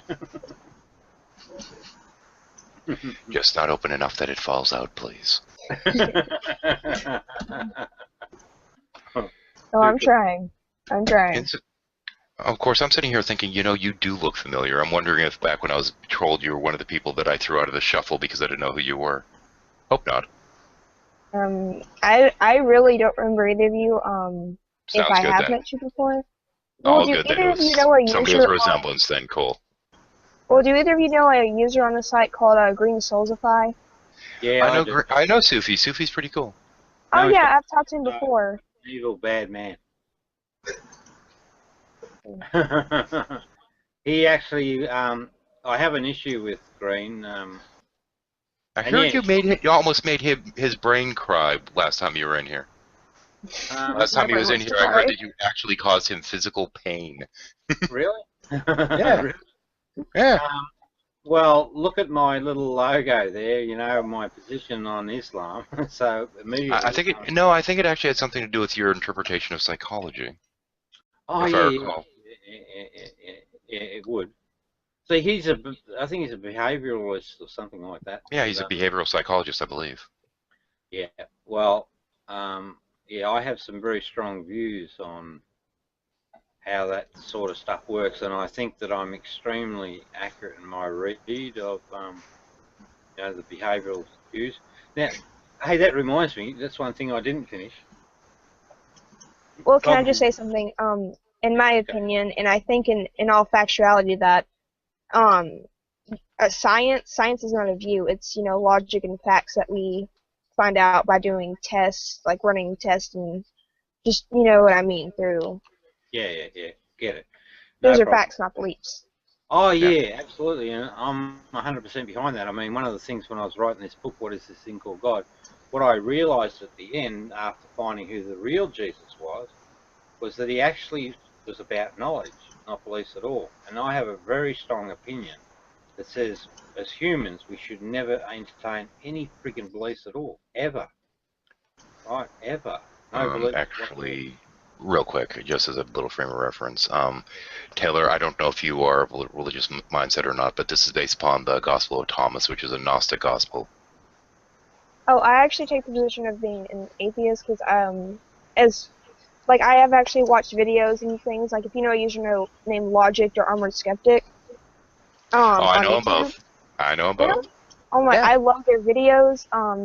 And one thing I found interesting is that when I was a Christian and I did actually try to understand the Bible, the whole thing was, how do we actually know? And I could never find evidence of it. And I looked for have a small problem with logic, though, I believe it is. What's the problem? Wait, no, it's not logic. No, sorry, I was thinking Mortimer. Never mind. Yeah. I've got a problem with Mortimer because Spirit Science does not talk about space Jews. He talks about time-traveling space Hebrews. There's a difference, apparently. But one of my problems with Christianity is that Christianity is all about trying to say that there was a God and there was a Jesus. But the thing is, we don't know if there is or isn't. You can never prove that. Because it's spirituality, it's religion. I know. Well, you can know all you want, but empirically there's no way to actually prove it one way or the other. Yes, I can. Empirically? If you can prove it one way or the other, then please enlighten us. Hang on.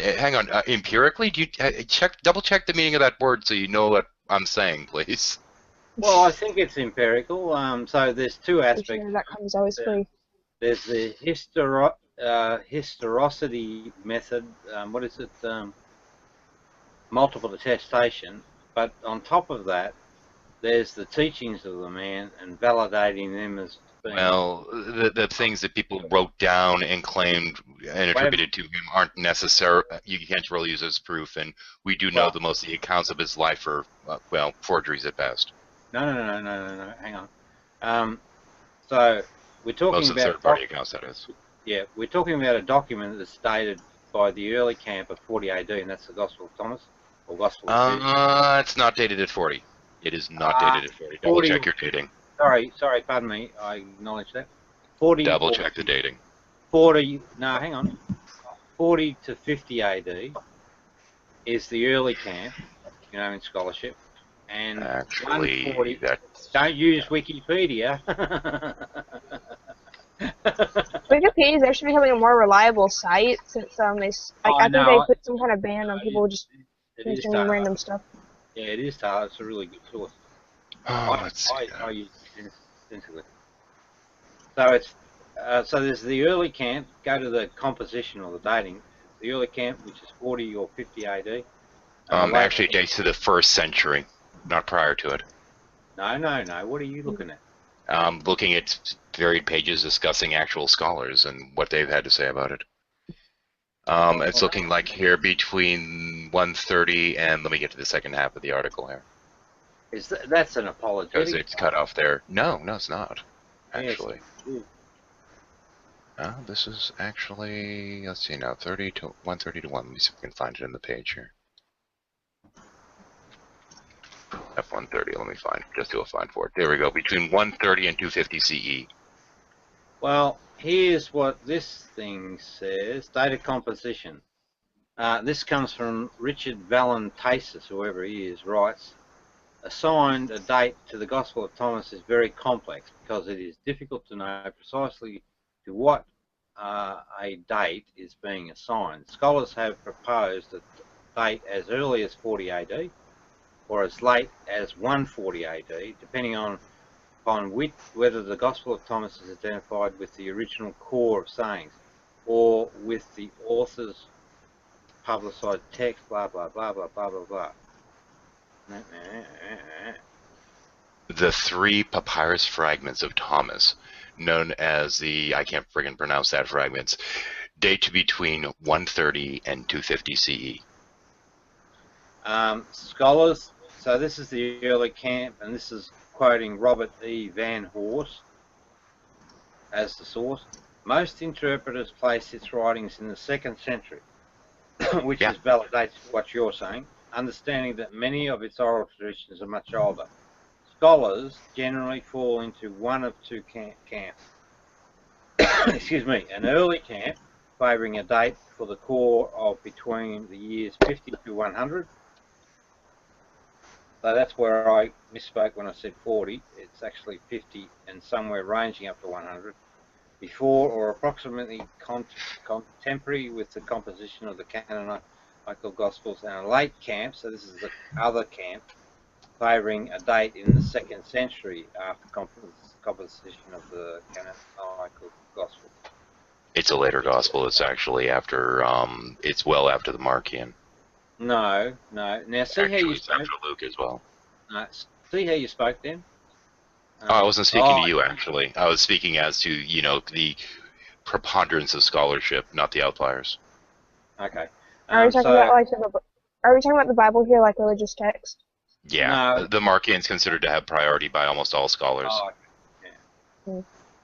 Hey, you want to see some cognitive dissonance? Real life?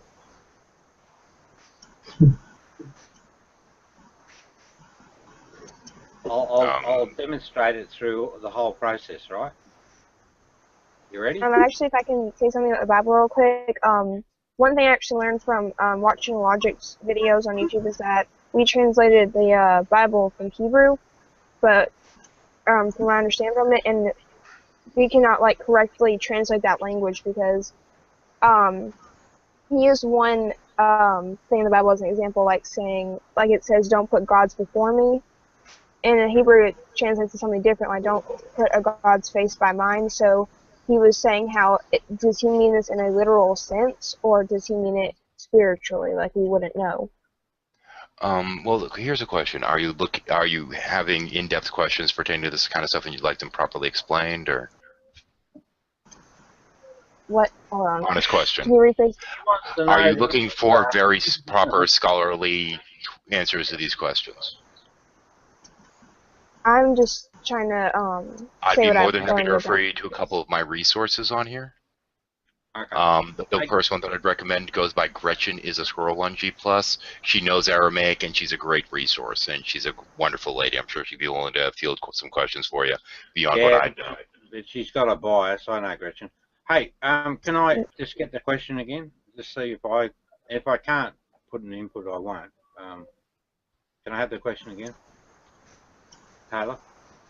Oh, I really just meant, how do we know that we're translating the Bible correctly? translating. Well, yeah. From what I understand, the Bible was translated from Hebrew, wasn't it? I believe actually it was the Bible itself was translated from a number of languages: Koine, Greek, Aramaic, etc. Hebrew itself, not so much. It was actually more the Aramaic influence. Yeah. Sorry, Gohan. Yeah. Well. Koine Greek's fun though. Yeah. Tempest Kitty. Oh wait, sorry. Who said Beasley that? Vs Shadow. Tempest Kitty. Yeah, she's one of my favorites. Tempest. Okay. Hi, Tempest. How are you? Oh, very good. Hello. Hi. How you doing? Tempest. Nah. It's a fuzzy. Yeah. It's a fuzzy. I like the fuzzies. Hi, everybody. Hello.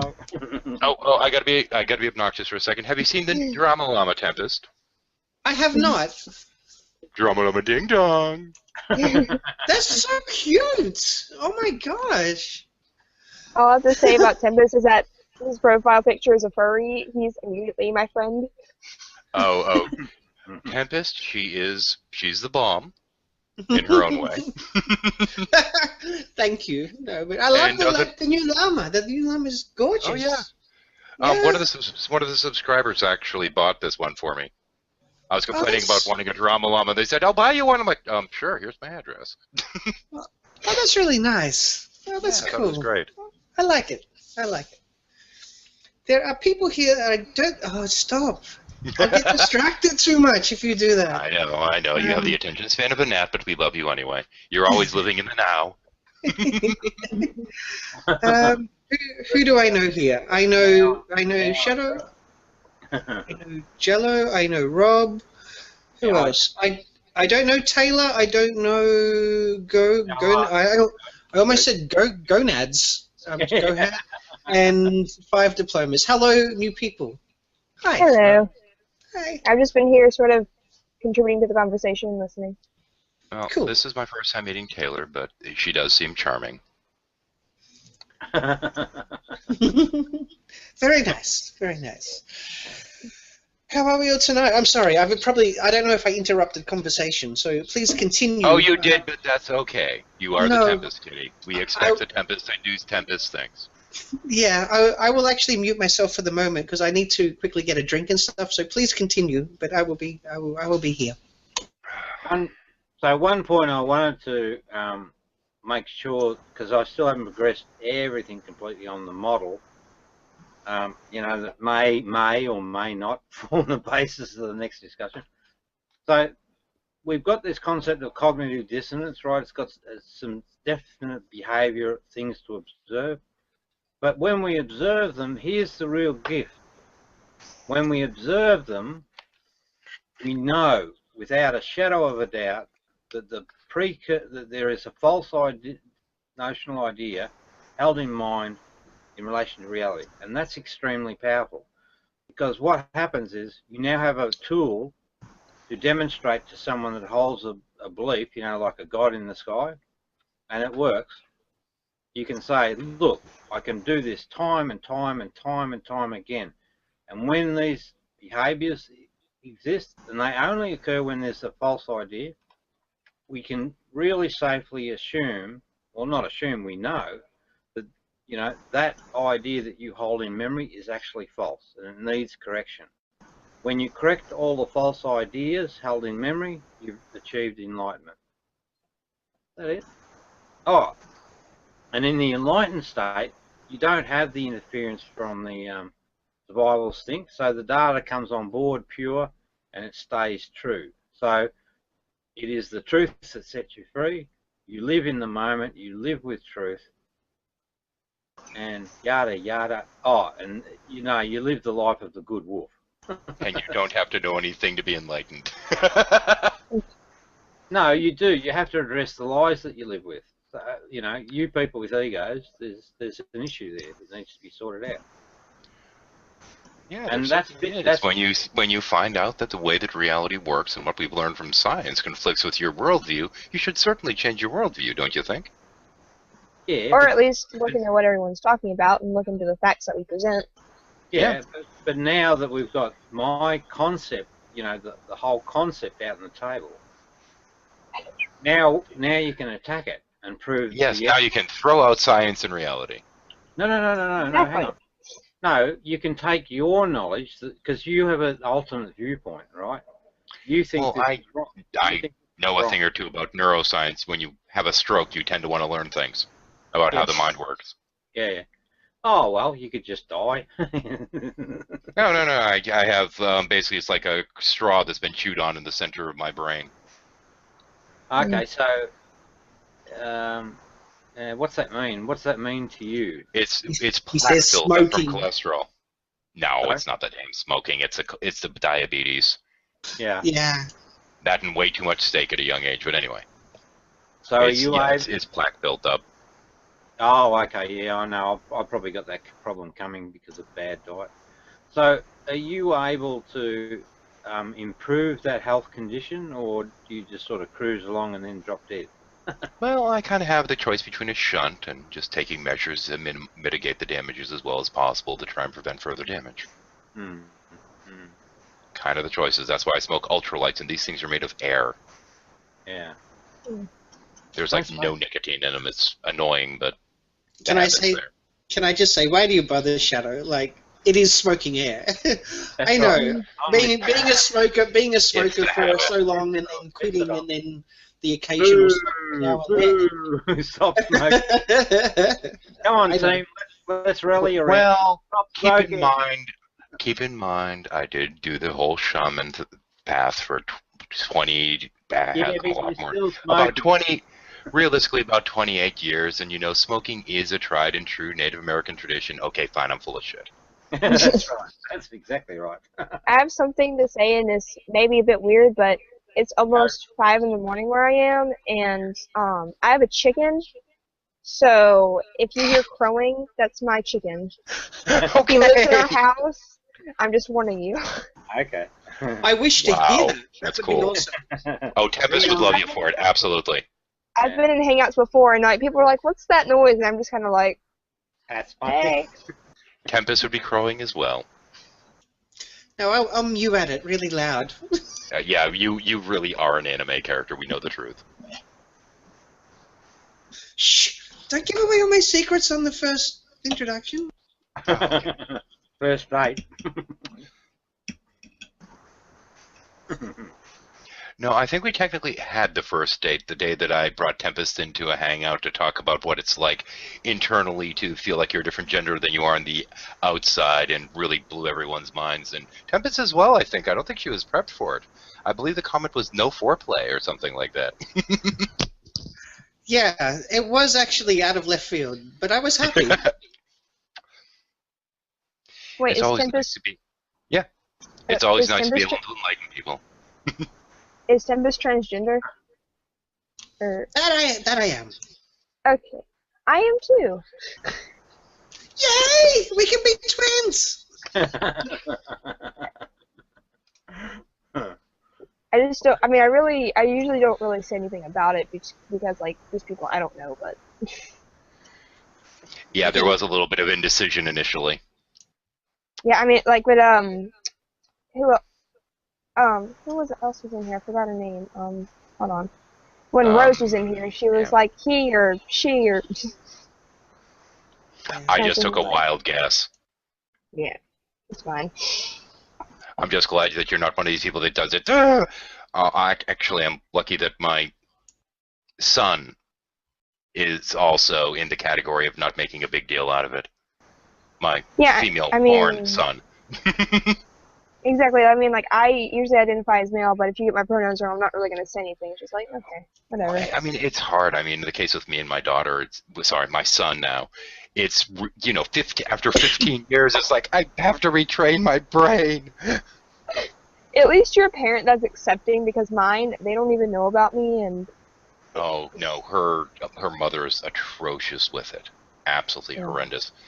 And I tried to explain to them once, I said, we don't know if this is some kind of phase, it might change, who knows, but if you sit there and just keep fighting them on it, they're going to dig their heels in, and whether it ends up being that that's what they want for the rest of their life or not, you're kind of pushing them towards that decision by, you know, digging in your heels and being a jerk about it. Just let them live their own life and figure it out. Please teach my parents this. Please. Bring them into the hangout. Oh, I wish. Oh, well, yeah. Yeah. But Taylor, like you know how it is, yeah. Especially when it comes to hangouts and stuff like that, you know, people just tend to say he, she, all willy nilly, sort of all over the place, and you just sort of grin and bear it, yeah. Yeah, You get I mean, along like, with it, yeah. You just like I don't know. I got over it very quickly when it comes to the online community, I think, because Yeah. it's hard, you know, for them to really judge or see. So what can you do? I mean, I have close friends that'll call me by my right pronouns, but if people want to call me she online, that's perfectly fine. I don't care. Go right ahead. It's good. As long as you can, as long as you can deal with that, and it doesn't affect you too much, it's great. You get on in life, you're doing fine. You'll find folks on here that are good representatives and ones that are bad, and I think that Tempest is one of the best I've come across, quite honestly. Take the compliment as it is. Stop. Okay, the absolute best is Zinnia Jones, but who can compete? Tempest, are you British? Just like by your voice? Oh no, don't call me a Brit. I come from the land down under. I'm Australian. Yeah. I was just asking, because usually when I meet a British person, I can do a pretty good British accent. I can do a pretty good blah blah blah blah. No, my mouth is not tonight. My mouth is not working. Oh wow. I'm usually the one with that problem. Yep. Normally, yes, I can do a pretty good British accent, but it's not happening. I don't know. Anytime, anywhere, I can do mine. Would you like a cup of tea, love? Got two, Bob. Perhaps like a cup of tea and a sticky bun. I didn't realize how much that. Because I remember I just jumped into a hangout one time. And this guy sounded like Chef Ramsay, just straight on. And I started kind of copying him to annoy him. And as soon as I did a British accent, he gave me that. He's like, "I know you just didn't." Oh yes, you just did. Chef Ramsay's, huh? Yeah. Was there a lot of cussing involved?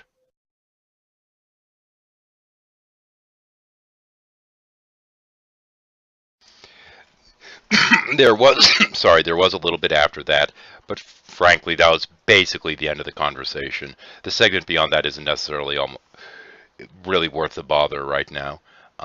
For those of you that joined us, thanks for joining, and I'm not planning on dealing with this shithead again.